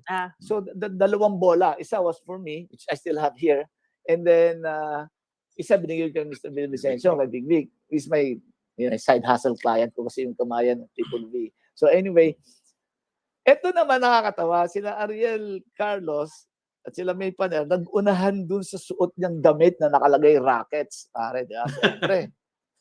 Di pawis na pawis. Si Ariel, Kinuha agad pakialam. I don't know if he got the shorts or he got the jersey. At pare, madalian umuwi. Tapos sinaksak sa bag niya. Okay. Kinabukasan, sabi ko, ano yan? Breakfast tayo. Dinaanan ko sa kwarto niya. Mga ano na yan, towards 8, 9-ish na ng umaga. Pinuksan niya yung bag niya to get changing clothes. Pare, humalimuyak ng amoy ng pawis ni Hakim. Pare, parang pinlaying kick si ni Jet Li sa ilong niya. Pare, kita-kita ko talaga si Ariel. Pagbukas niya ng zipper, pare, there was thrown back. Parang nakita ko yung paa ni Bruce Lee at ni Jet Li. Sabay-sabay. Pare, siguro nanunood sa dalawang nostril niya. Amoy, siguro nagmamadali. Akin to. Di ba? So, hindi niya pati pawis, sinubidir niya. Ay, Diyos ko, day. Pagbukas niya, ayun, lumabas lahat yung Pandora's box. Boom! Gumanon si Ariel. Pare, ano nangyari? Putsang baho, pare. At NBA superstar yan, pare. Mabaho pa rin yan. Tapos meron siyang mga kalbot kasi when we were doing little scrimmage, nakipag one-on-one sa kay, pare, alam mo, kung malakas ng mga cellphones at that time, you could have all these selfies already and pinost na yung mga nakapag one-on-one sa with Hakim. E di siyempre, yung style ng NBA players, pare, style pala nila. When they play, pare, gumagalaw ka. They use their hands and fingers, mahaba yun, di ba? Like whips. Mga ganon, yung mga Mabilisan ko. Mga whips yan. Sorry, my dogs are like, So pinakita ni Ariel yung mga marka niya. So, parang tago mo yan. Souvenir yan. Tago mo yung kalmot mo. Well, yun lang pare ang the fun about that shoot. And, it was a highlight. It's still in my reel. Yeah. So, ayos, ano? What about Alex? Okay. Alex, ikaw sa creatives and everything, ano? Anong most memorable presentation mo naman? Yung song and dance? Walang kinalaman sa cook. Kahit walang kinalaman sa cook, anong pinaka-memorable mo? Total, paano we have a lot of viewers who are advertising students, no? And a lot Get of out! While you can! Pag ano kasi, pag ina-explain ko sa kanila, pag ina-explain ko yung mga song and dance, hindi na lang naintindihan yun eh. No? Sa kanila kasi, puro ano na lang, online, ganyan. Mm-hmm. So, now you have to explain, Alex, how you present. Mamaya si Annie din. Maganda kong song. Yung talagang weird na presentation. O teka ako, umpisahan ko muna. J&J. J&J. Kuha kami jingle for shower to shower. No? Actually, buong commercial. No? May board. Punta na kami. Kasama ko yung AE ng GMA. No? AE, tsaka sa traffic. Pagdating doon, sinalubong kami. Okay, the marketing people and our executives will join you in a bit. Sa conference room kami. May cassette akong dala, syempre, yung presentation tape, cassette pa nun. Ito na. Wala kami dalang player. Kala, syempre, we assume may player naman doon, ano? Meron nga, nakita nung AE. Okay to, dito na lang. So, he put in our cassette, tapos pressed it. Pagtingin ko, wala akong maintindihan, Japanese characters lahat. Oh. No? Japanese characters. Shit, ano itong pinindot mo? Alam mo, pag ganyan ko, pinindot pala yung record. Nabura yung buong presentation. Oh, lovely. Ay, aray ko. Eh di, ang ginawa nyo, pare, nag-impromptu kayo. Pare, nag-song and dance ako, literally, humiram akong gitara. Ng kamoting kahoy. So, yun. Well, we got the account, no? But the thing is, pare, if murder was legal, I could have murdered him 10 times. Pare, but you got the account because siguro sabi niya, the audacity of this guy, I will give him a project. Pare, can you imagine? I was singing it, I was the voice over, no? Tapos explaining pa ano mangyayari doon sa board. Nakuha pa rin. So what about you, Alex? At dati, we were pitching for Magnolia. Uh-huh. Tapos, basta yung isang concept, the kid keeps on changing his mind about what he wants to be, pero he never changes his mind about Magnolia ice cream. Yun yung concept. So, syempre, set it up first, get the clients interested in the story. So, sinet up ko, actually, if you think about it, people love to change their minds. Like, women love to change their minds, children change their minds about jobs. Especially clients, they like to change their minds a lot. Tapos yung mga kliyente for a while, parang tangin na to. Parang gano'n yun, parang nagalit sila na clients change their minds a lot. Pero kinambyo ko. Yeah, but I was talking about the clients in Selecta, not Magnolia. Pati si Tom Banggis nung kinakabahan na, saan papunta tong gago na to? Sa ABCOM ka pa nun? ABCOM, yeah. Yeah. Sabi ko kwento, ito sa Harrison, didn't happen to me. This guy, yung isang writer namin, may usual mad rush sa Globe. Basta may pinagawa siyang layout sa art director, binigay niya yung headline. Yung art director na yun, makulit yun. Hindi daw niya nagustuhan yung headline, pinalitan niya. Pinasulat niya sa iba. Tapos, print. Yung writer naman, dahil magulo sa Harrison, lagi nagmamadali, he didn't have time to check what was on his layout. Oh, so, no. pagdating sa client, anyway, latag-latag siya, tapos here's the layout.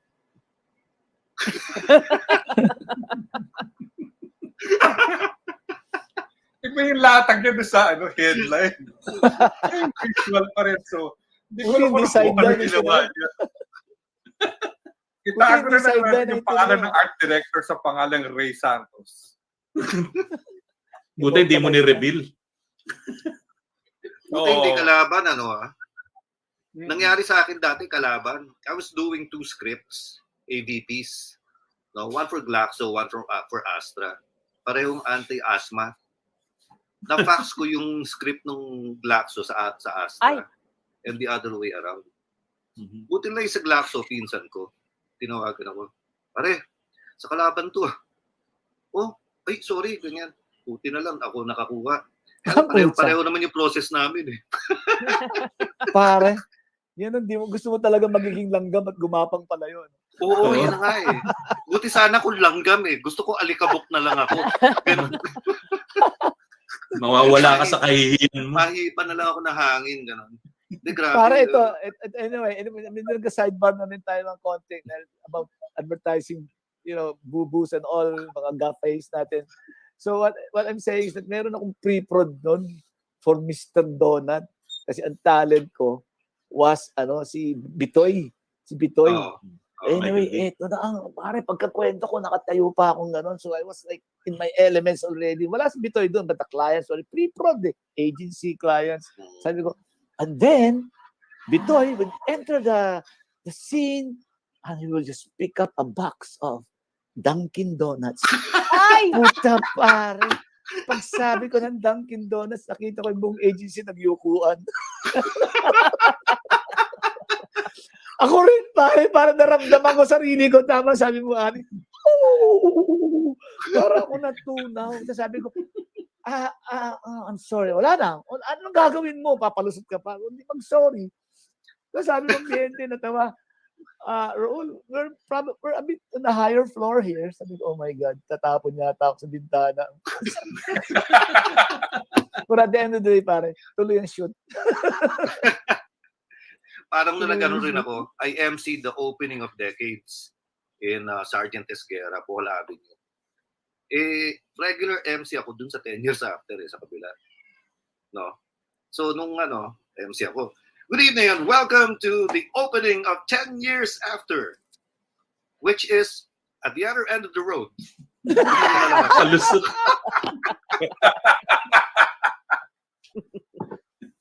Nice. Mga bubus eh. Parang meron akong nalaman storya.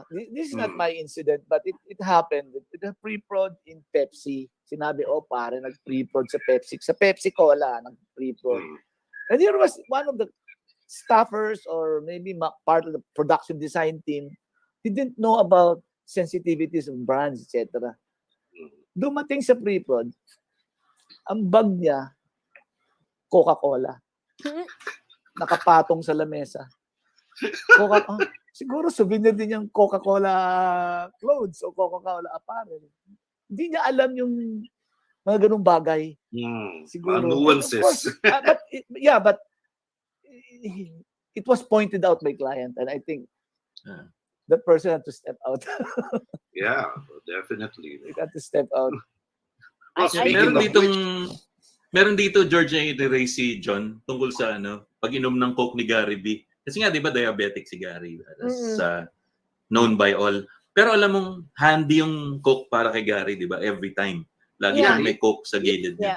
He needs it for his diabetes. Yeah, there's a point for his blood sugar where he actually, something sweet like that would actually be beneficial for him. Yeah. Pag mababa yung blood sugar niya. It's the same like when type 2 diabetes patients, sometimes when they go really low, they're asked to like they eat like hard sugar candy para lang umakit ng konti kasi ganun din yung glycemia ba yan? Yes, because sometimes their hypo. medications can make their blood sugar go too low. Yeah. But it's good for Gary na he's not to the brand. Na nandun pa rin siya mula nung umpisa. Hindi na siya nabago. Actually, sa hospitality rider ni Gary, sa dressing room, they have to have X number of cases of Coke. Yeah. Yeah, because when he's performing, alam mo naman si Gary, when he performed, talagang all out yan. Ubus biyaya yan. Oo. Kaya Mr. Energy yung tawag dun no? Yeah. Right. What about Annie? I heard this story about Annie. Yung nag-present ka in red raincoat and red boots and everything. Where was that? Wow. I don't remember that. Red raincoat and red. Wow. Sa stage yun eh. Yung you were clad in Coca-Cola, in other words. It's funny because like a lot of times the preparation for the presentations back then were so it's all about theater, Yeah. So song and dance na, talaga super song and dance. So it's really the theater of the presentation.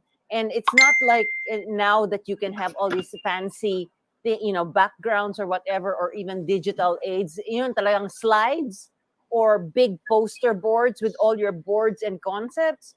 And ikaw yung portfolio bag mo na napakalaki, mas malaki pa sa akin, hinahakot mo para you can set up the room and make it look nice and everything like that. So a lot of the presentations we had, I would get my adrenaline rush was so high. I remember that I would have to, before the presentation, I would have to go outside first, like outside of the presentation room, so some corner, and I would have to do my like jumping jacks or something to just get my energy level. It's not so much warm up, it's just to get some of that out. Kasi nangyayari sa akin pag over-excited, I would talk so fast, I would like nawawala yung pacing. In other words, sa presentation, kailangan niyang pacing kaya build up and everything like that. Ang nangyayari pag masyado, you have the nerves, you have to try to remember your scripts and all this stuff. So by the time pag masyadong mataas yung adrenaline, nag-stumble ako sa presentation ko. So I had to always like go to the side for a while and either pray or either like just like jump around so that I could get some of that out. I remember we were in the middle of the Coke convention and we had to present in the hotel. We had to present to the Neville Isdell and the whole the whole brand team of Coke at the time. And then we were having the convention outside. So talagang overstimulated na ako. So I really had to go to one of the side function rooms and talagang just jog in place for about 10 minutes and then I was ready to present. So a lot of the presentations now, if I try to think about it, I can't remember anything that I said or did, except because it was just like ganon, explosion of energy and whatever was in whatever we're supposed to do. And at least George remembered when you were presenting in full red. Well, I'm sure I did it at some point because it's like the theater of the thing. I do remember that I would always like if there was a commercial that needed a jingle, I would sing it. Yeah, song and dance. song and dance talaga, sintonado or whatever, basta somehow the adrenaline helped. At least hindi naman ako napahiya at some point, but really, if it's just so that people could imagine, what it was supposed to be. You should really, and of course, Raul's wonderful storyboards and concept boards helped me sell all that stuff, because it was so, it was very inspiring to see, like, eto yung mga ideas natin, buhay na buhay sa, the storyboard and everything like this. So comes to life.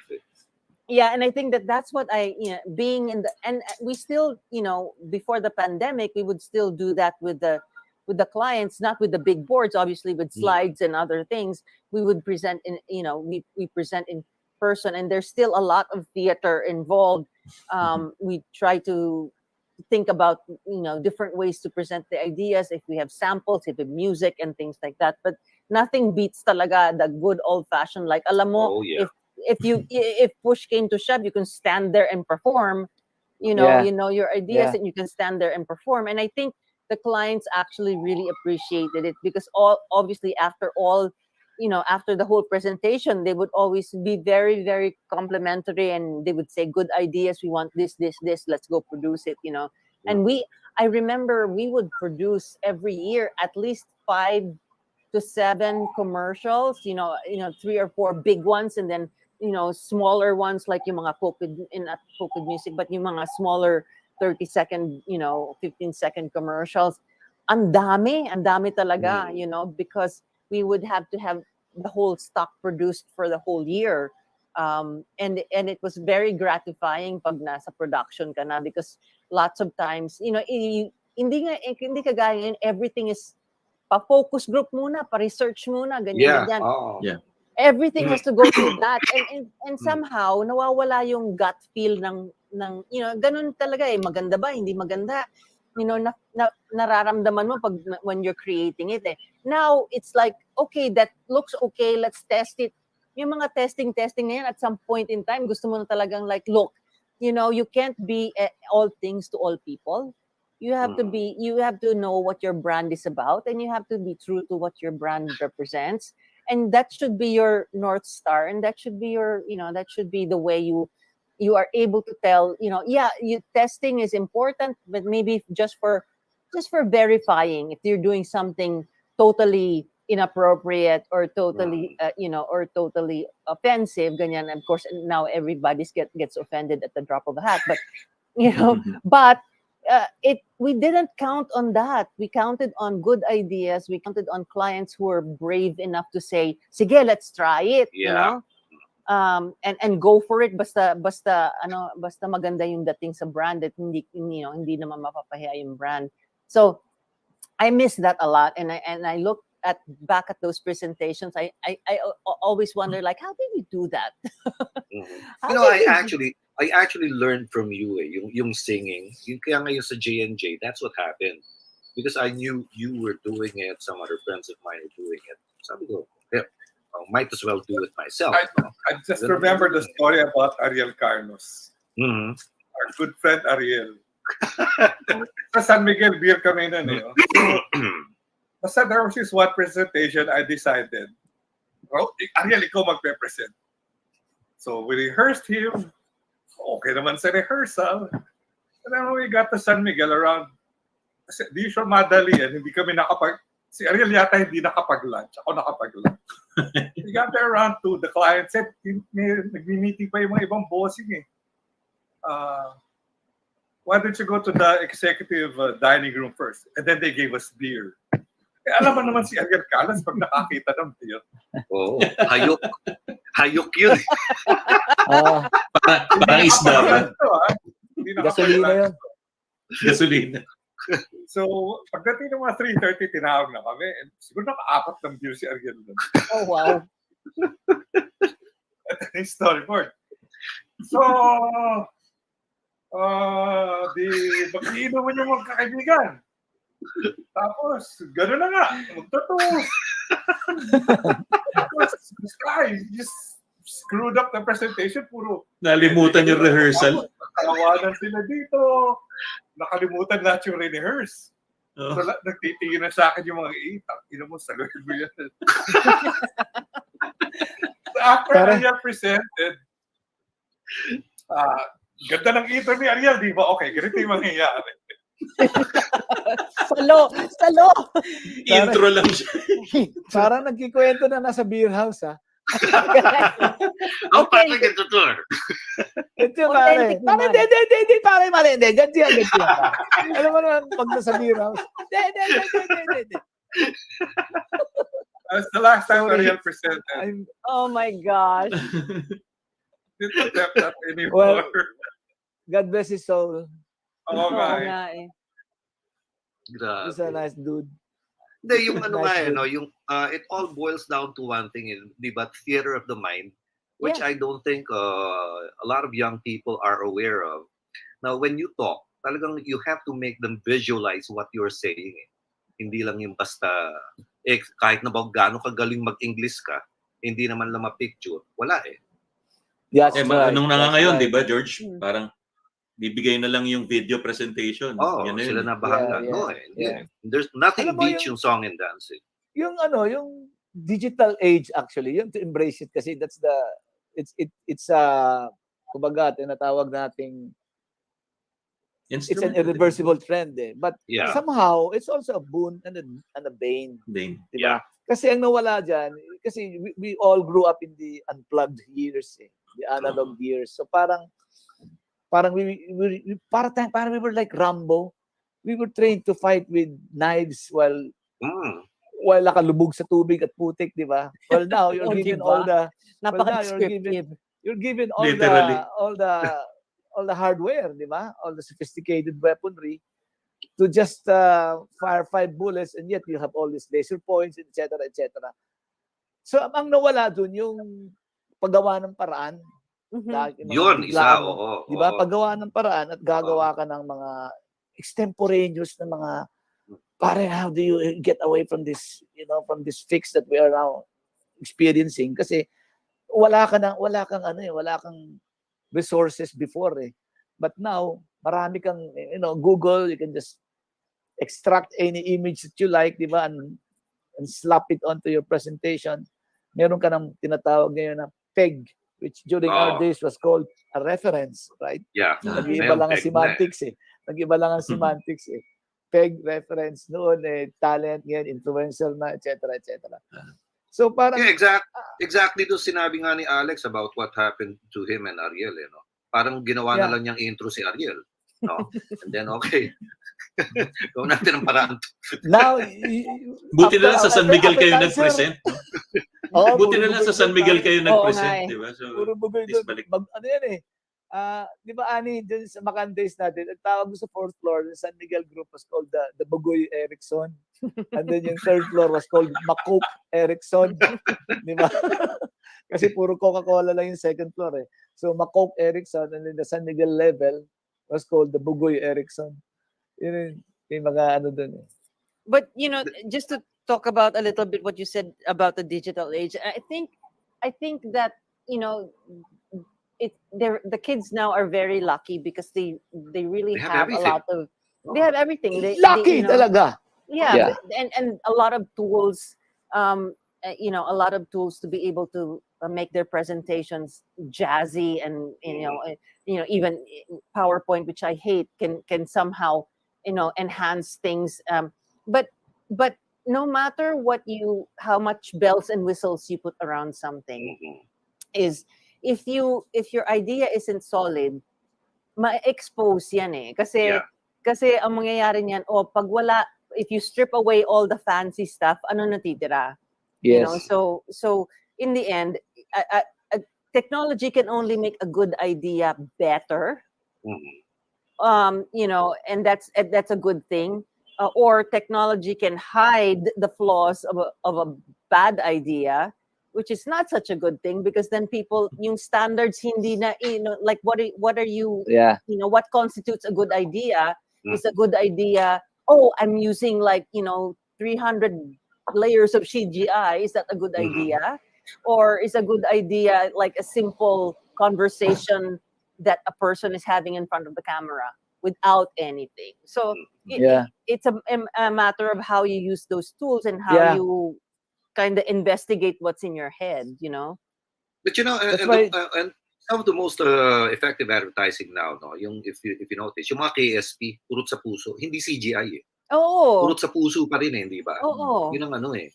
Yung mga classic Iba pa na rin eh. yung story. Oo. To me, I really believe, even from the Coke days, and what I learned from Coke is that the storytelling is the most important. Kasi Yes. kung yung istorya mo maganda at saka talagang this one word that I'm almost always sick of now because everybody's using, kailangan authentic. You know, ano po ibig sabihin ng authentic kung pinifake mo naman yung authentic, So and the best stories talaga. I mean, you know who I admire right now really a lot, aside from obviously Coke has a lot of good work in Manila, and once in a while I see it because somebody posts it. Jollibee. Grabe, no? Yun na nga eh. KSP nga eh. Yeah, ang Puro sa puso storytelling talaga eh. ang storytelling ng Jollibee is still classic. So, back to basics, Ani, which is humanity. It's the story. Yeah. That's the story. Alam mo, ang tao kasi, human nature talaga, basic yan eh. Mga veneer na lang yung mga post-prod and all eh. But yung the narrative, pag inangkor mo sa human nature and tendencies ng tao, basic yan. I mean, through eons. Yun na yun. You won't go wrong. Which kind of leads me to ask, no, Direk Raul? Which kind of leads me to ask, bakit sa mga ads ngayon, I'm talking generally, parang nawala na yung mga ganong klase. Hindi kasi nga, masyadong sinisiksik na into so short of time. In the first actually, ngayon, nagkaroon ng konti, Bob. Yeah. Oo nga. Nagkaroon ngayon, Bob, ng parang konting breather when the boon of the digital age is that, marami ngayong mga digital contents, di ba, nasa Facebook and internet, wherein now you can do narratives on a longer stretch. Now you're not constricted with a 30-second there, or when you go 60 seconds, you pay, mega millions just to air a spot, no? Now with the digital content, you can do 60, kaya mga Jollibee are at 3 minutes, like that. You can really express. Which is for free. Para that's like short filmmaking eh. So ano nangyayari, marami ng taong nakahinga ulit to exercise this option. Kasi nga, ngayon, with the budget that are so tight and the cost of media is so restrictive, na sometimes nakikita nila, flash and bang na ngayon lahat eh. Parang because of the post-production effects, marami nang kayang gumawa ng mga special effects. You're trying to see what your palette can do, and you think that if you put in so much bells and whistles, diba, etc., then you're creative. Doon naka-anchor yung creativity is in the special effects. When in fact, creativity is how you draw it. The hugot aspect, di ba? Kung kaya mong ihugot and then narrate it well, na it moves and tugs into the viewers' emotions, then I think that's more creative for me. Kaya nga, when you do a story, lalo na pag may mga project ka, doon muna ako eh, bago mag-isip ng special effects, ang treatment na iisipin ko, how will I tell the story more than saan ba sasabog dito, saan ba sisilaw yung katawan, saan ba, hindi ganun eh. Some people medyo mistake the idea of execution with the idea mismo. Nagiging execution is, wow, what a grand idea. Now, my God, it's just an execution. 1 million executions for one idea can be had. So parang ganun na nangyayari ngayon. So I think there's also the beauty of the fact that we can now put materials and express it in the internet or on YouTube, di ba? In longer stretch without having to suffer from media buys. And then pag ang mahal ng media, hanggang kaya lang ng kliyente, 2 spots lang. Sayang yung storya mo. Sayang yung idea mo. Pare, hindi makikita masyado. Pwede ba, yung 30 second na hirap mo ng istorya, pwede bang gumawa ka ng 15-second edit down? Ano pang isasabihin mo sa 15-second edit down? Breast milk is still breast for babies. Yes, yung brand name dapat nandun. Pag supplement ka pa, meron pang, bahala kang paalala, ang blank yun. Haba nun gamot, hindi pwedeng gamitin panggamot sa anumang uling sakit. I mean, that's 2 seconds of prime seconds that are being paid by client to just talk about a mandate, tawag dito, Warning. to comply, a compliance line, you know, parang Buti Pero pa per dati. DTI executive order. lahat, di ba, may kaya towards the end, ganun nga, parang mga akala mo, nag-auction na, Oo. para, Para ano lang yun? ano eh. Para Ang lang marasa- mapasok, hindi ba? Ang nangyari tuloy, that is what you hear at the last, At the end. at the end. Parang, ano yun? When in fact, dapat yung message, it's, you know, you still savor it. Ang narinig mo tuloy, yung mga mandatories. Well, anyway, kaya nga sabi ko, itong digital factor, which is now the internet, the YouTube viewing, etc., has helped. Developed. Oo. It has helped in, kaya nga, ano, you're taken in by the Jollibee stuff. Mhm. Kasi nga, they are utilizing Yeah. the basic storytelling and using a platform Where it that fits. that, Yeah. that fits the story. That you can dwell on a shot, you can dwell on an emotion, di ba? Without, you know, uy, cut mo na. Bakit? Eh, Diyos ko, nasa 28 seconds ka na. Oo. Di ba? Oh my God. Maglo-logo na tayo. Sayang. At saka yung logo, lakihan mo. Laki mo. Oo. One Tsaka second dapat ka lang. nakababa dyan. Gawin mo. Pwede pa mula maliit sa kanto, nakalagay yung logo namin. Parang gano'n. Tsaka may kasabay na explosion, di ba? Renewin mo. Well, yun ang ganun. So, I'll tell you a little story about the this thing about technology also affecting craft. No? Kasi I know, very good friend. Kilala mo to, Alex, si kaibigan Joey Ibay natin, di ba? Si photographer yan. And he's a successful still photographer. So, he has a studio, flourishing studio. And then itong lately, when the advent of, you know, ito na mga the effects things and the photoshops, etc. So, he was proud of his craft. Shooting, marami siyang projects. Until I think there was one defining day na, o project na nagsushoot siya. Alam mo naman ng mga photographers, di ba? If you've gone through a still shoot, di ba? You do a lot of Polaroids takes, and then you tweak the mga gobo mo, mga banda ilaw mo, etc. Until you get the right glint, etc., the right effect, feeling, etc. And then you take the final shots, di ba? So one time, shoot siya, make siyang mga sample Polaroid shots, and then after that, sabi, ay, teka, ayusin pa to. Sabi sa kanya isang art director ng project niya, hindi, okay na yan, okay. Hindi, meron pa akong ayusin. Hindi, okay na yan. Photoshop na lang namin. Aray. When yung pagkasabi daw ng ganun, parang ang Inatake sa feeling na, puso. it was the sunset na ng kanyang negosyo. He thought it was time to wrap up and just think of another thing. Because ang tingin niya, his craft is not anymore a craft. It's Naging become commodity na. Isa kanya, papagandahin niya muna. I will release it to you. Bayaran niya kung tama.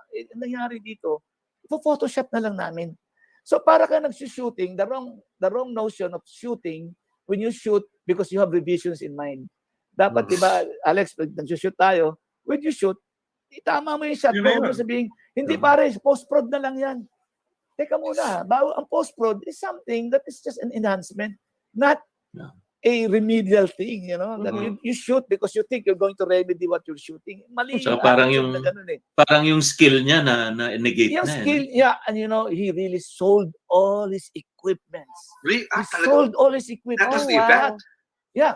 Wow. Wala na siya. Lahat ng 4x5s niya, 120 cameras, Oh and my also gosh. lights, etc. Closed his studio and became a full-time painter.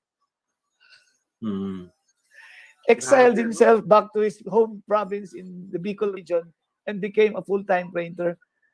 Then be frustrated because he's not doing his thing right. That must be anymore. heartbreaking. It was. At the very Yun na least, yun. ano, Yun ang mismo. Yeah. It was. at the very least, malaking reduction sa bullshit sa buhay niya. Oh, Yeah, well, yun Yeah, lang. pare, tama ka doon. Consuelo. Get rid of the bull. The stress was pulled out from his system, di ba? And maybe, I'm sure there was a great sigh of relief, di ba? There was fresh air that came in, and then physically he went to the province pa, so real fresh air was also intake. So parang ganun siya. But then again, I saw what also technology can do to a real craft, a real talent.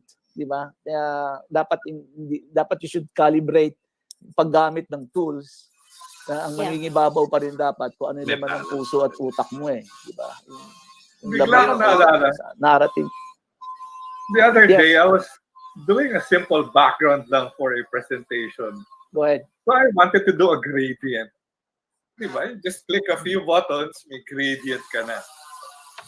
No, early 80s, pre-digital era, kung gusto mo ng vanishing background, Yeah, the diba? vanishing You pay background. you pay an art guy $5,000. Airbrush. Oo, Airbrush. Airbrush. Airbrush, Kilala- pare. Kilala mo si Raul si Nards, yung isang matandang art director sa DYR. Yeah, si Nards. Yun ang assign Oh, sa yun. Colgate. Yun ang Nasa sa racket Colgate. niya nun. Yeah. Kailangan ng vanishing effect background para sa product shot. $5,000, which in the 80s was parang sweldo na yun ng isang writer. Mahal yun. But he had a killing din, ha? Di ba, Oo, Alex, diba, ganun. ang opisina niya, although was paid by Bates, he was employed by Bates, pero ang opisina niya, assigned siya sa Colgate. Correct. Doon siya sa Colgate naka-house. Sa Kasi JP doon Rizal. yung pinaka-racket niya, pare. Oo. Racket niya. Tuloy-tuloy yun. Tuloy-tuloy. Actually, on hindsight, di ba kanina kinikwento ko, my son used Excuse to be me. with an advertising agency, no? Sa McCann-Erickson. Kinikwento kasi niya, VP strategy siya. Ang opisina niya, dati kasi ang imagination ko ng ad agency, creative, halimbawa si Alex, nakatingin sa labas ng bintana for about 3 hours para lang sa isang ideya. Okay yun, excuse yun, di ba? Yung ganun no? My son, sabi niya, Dad, alam mong office ko, it's full of charts and screens and formulas.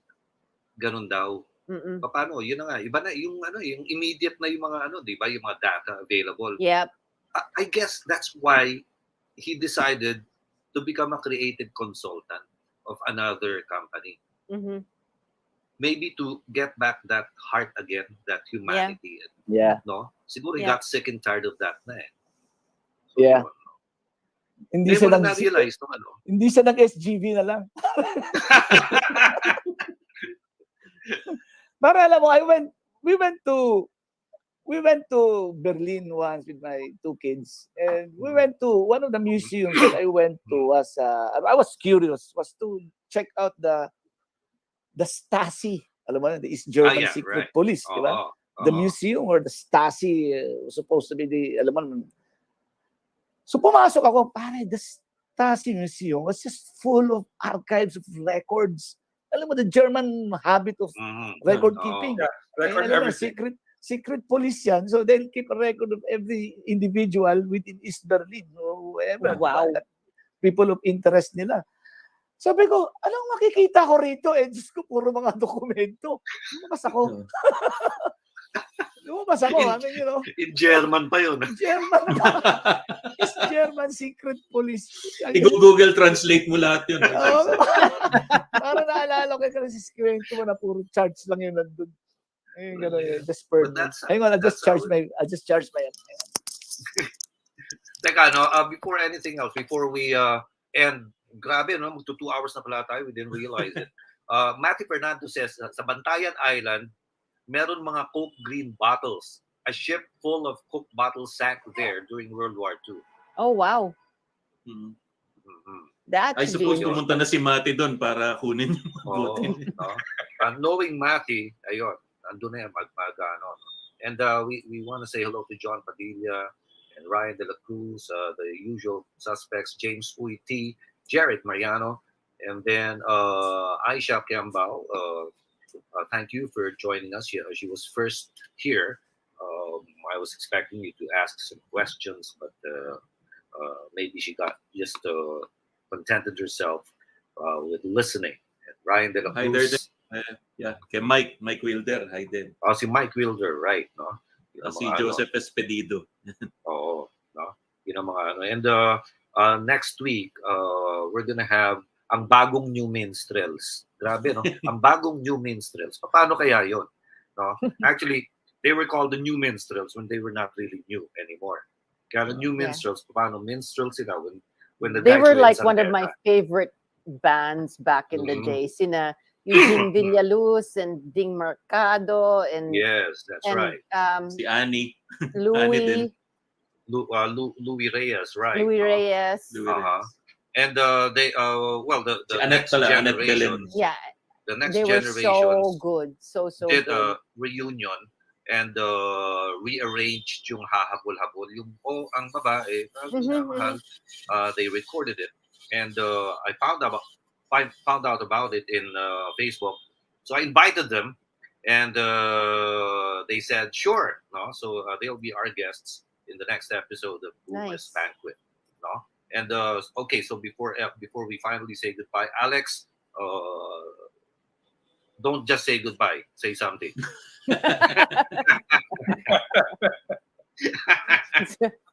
Something daw, Alex. Something? O sige. Don't vote for Bongbong. Magnanakaw yun. Oo. Ba't tabi nga yung ano mo? Yung baba. Teka, yung t-shirt niya K25. K20 hanggang 25th grade yung ano, yung eskwela mo? Ha, Alex? Ayun, okay. 250, K250. Okay, K250. Ano, mask? Akala ko face mask yun eh. So don't vote for Bongbong. You can, siyempre, Alex is our expert here when it comes to those things. When it, everything Coke, you can ask Alex about that. Direct Raul, no? We'd like to hear some few parting words from you, parting words from Raul before we finally say goodbye. It's been 2 hours. Ang bilis, no, Raul? Maybe we'll have a second part of this. This is sometime interesting. later. Alam mo, Yeah. normally, pag may mga ganito, kasing mga ganito, George, you know, it starts to ratchet up towards the end part eh. When nagkakaroon ng rise of the energy. So that's why it suddenly becomes like, uy, tapos na. Di ba? Then next time, I'll invite you again, you guys, Annie, then probably Jojun Luanson, tapos si Tina, those Chito, people. Chito Gara, pare. Si Chito Daman. Gara, no? Para mas maraming kwento. I'm sure. If you can find him, he's very elusive. Yeah, yun na nga eh. No? Alam mo, to be honest, George, tama si Annie. I mean, among all us, we were like very, very close as a core group ng Coke. But Yeah. Chito, nowadays, tama si Annie. The word she's using is elusive. Elusive, no? He's part of our chat group, but he doesn't chime in. You know, parang gano'n. Hanapin mo, baka nasa audio captain pa. Bukas pa ba audio captain? Buhay ko ba yan? Oh my gosh. Tambay ng audio captain. George, the days. Those were the days. Sabihin mo, pare. Baka counter pa yan. Naalala ko, you know, doing all those convention stuff in Audio Captain, which was this tiny little studio, parang talagang nasa lungga. Tapos hindi mo talaga you won't see daylight, papasok ka umaga, paglabas mo gabi na. Kasi, you know, mix ng, pinaprogram mo yung mga slides. The kids don't know what that is now. Programming slide projectors and things like that. Diyos ko dahil. Oh my God. Honey, George, kilala mo si Leo Gueco, di ba? Of course, motion graphics. Diba, doon lagi ginagawa mga Butlers Convention namin mga slide na tatlo, limang tray. Diba, gumaganon-ganon. Pare ko, doon namin nakilala sila, sila ni Seb Sarmenta. Si anong boses doon eh. Ako naman, writer ako ni Leo noon. Sumulat ka ba kay Leo noon? Lahat ng shell akin. Lahat ng mga conventions, akin yun. Si Seb nga pala, nung unang nakita yung lineup natin today, unang nag-like sa atin. Si Seb. Ganon. Then, let's do this again. No, probably with Seb Sarmenta also. Yung talaga reminiscing about everything. Annie, hope you could join us again. I know we'll Kapijat. try. Sarap. Have Annie. you had dinner? Coke authority yan, si Annie. Oo nga eh. Basta Coke, si Annie. And Annie, last few words from you before we finally say goodbye. I enjoyed this very much, George. Thanks for the invitation. And I think that, you know, if there are any kids watching this, when I say kids, like talagang aging myself, but if anybody in advertising who believes in, who's in brand, brand development and stuff like that, to me, it's like just know your brand and just know that there's a lot of fun to be had. Ang advice sa akin ni George Balagtas, who will always and forever, the late George Balagtas, who will always and forever be my mentor and who taught me everything I know about advertising, basically. Yeah. He said to me at the very early on, copywriter pa lang ako noon. Na-assign din ako sa Coke, gaya ni Raul. Because I was also interviewed in McCann by Emily and I didn't know I was gonna write for Coke like, intensely like this full time. Sabi niya sa akin, and I remember this clearly, he says, don't be afraid to immerse yourself in your brand. Don't be afraid to just embrace all of it, because that's how you will write and produce the best work. Kapag naka-distance ka, tinitingnan mo lang yung numbers, yung ganito, ganyan, pero hindi mo na-feel, you won't get the best work out of yourself. That's well said. Yeah. So I've Live, always breathe, and everything. Everything Diba? your brand. Kasi ganun eh. And kaya tingnan mo, hanggang ngayon, nandito pa rin ako sa advertising. Yeah. Feeling my brand. Forever na yan. Forever na yan. Basta may racket pa tayo sa advertising. I'll embrace it. Di ba? Ganun lang yun eh. Yeah. Thank you, Annie. And Bob? Thank you. Well, hindi pa natin narinig from Direk Raul yung kanyang final. So, yung final. Final na ba ako? Well, okay. When Alex invited me to say, can I be part of a podcast? Sorry about this. My hair is unruly. So anyway, sabi ko, what about? And sabi niya, it's about a brand we know so best.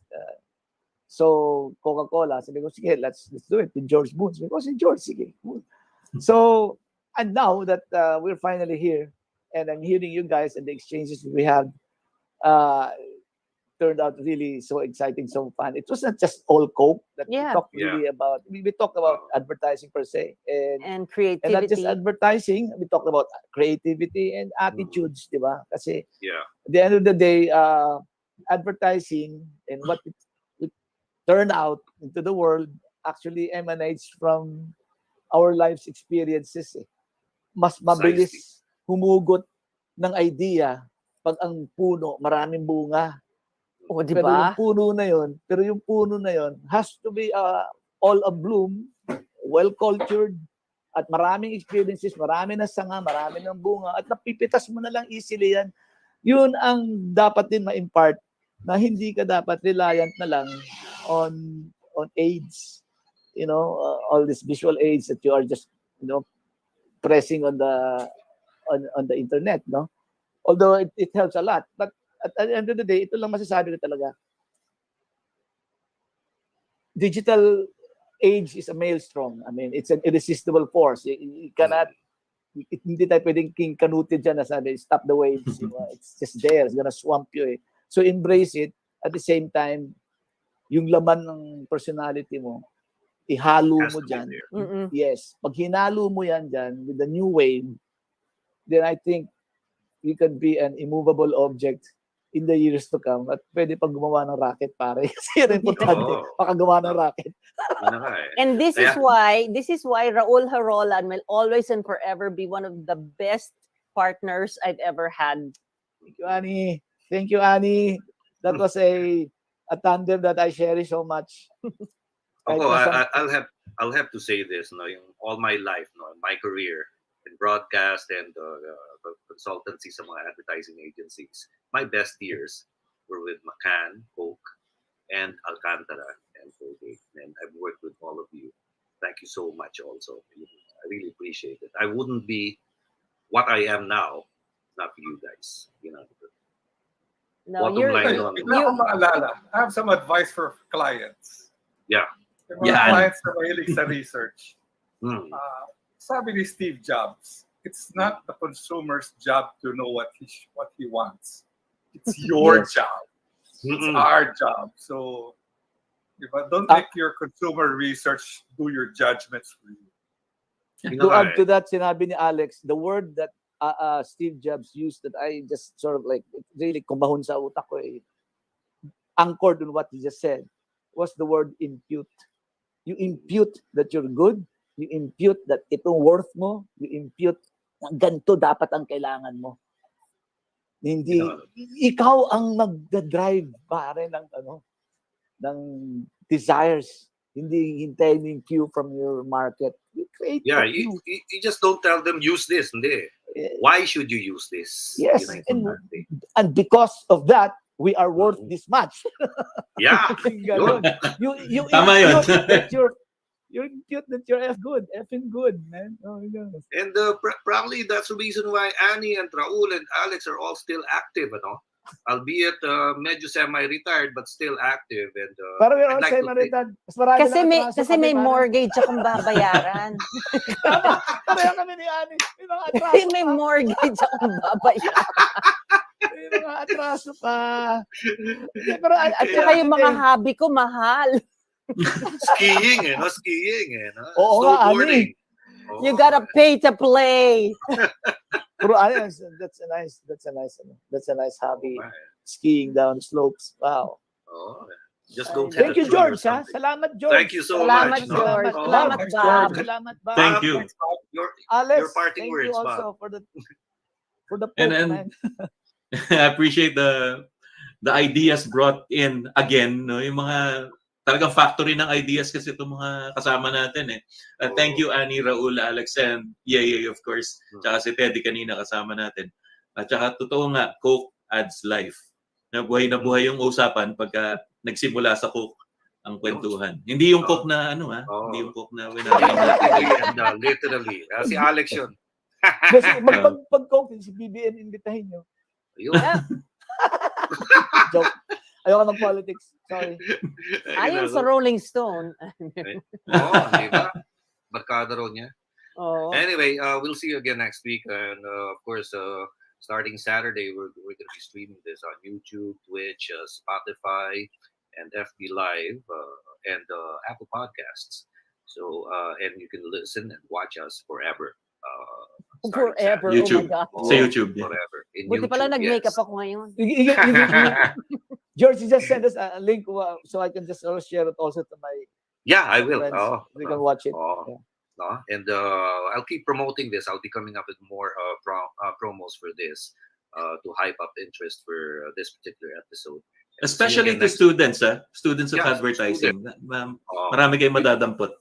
Yun ang magiging tack ko nga, my next promo will be targeting students. If you want to learn a thing or two about advertising, listen to or watch us. Yeah. Boomers Bank. And we'll see you again next week. Thank you so much for joining us, Annie, Alex, You're Raul, very Yeyey, welcome, of course, George. and Terry Yeyey. and Bob. Ad Maiorem Dei Gloriam. Good night. God bless. All right. A bientôt.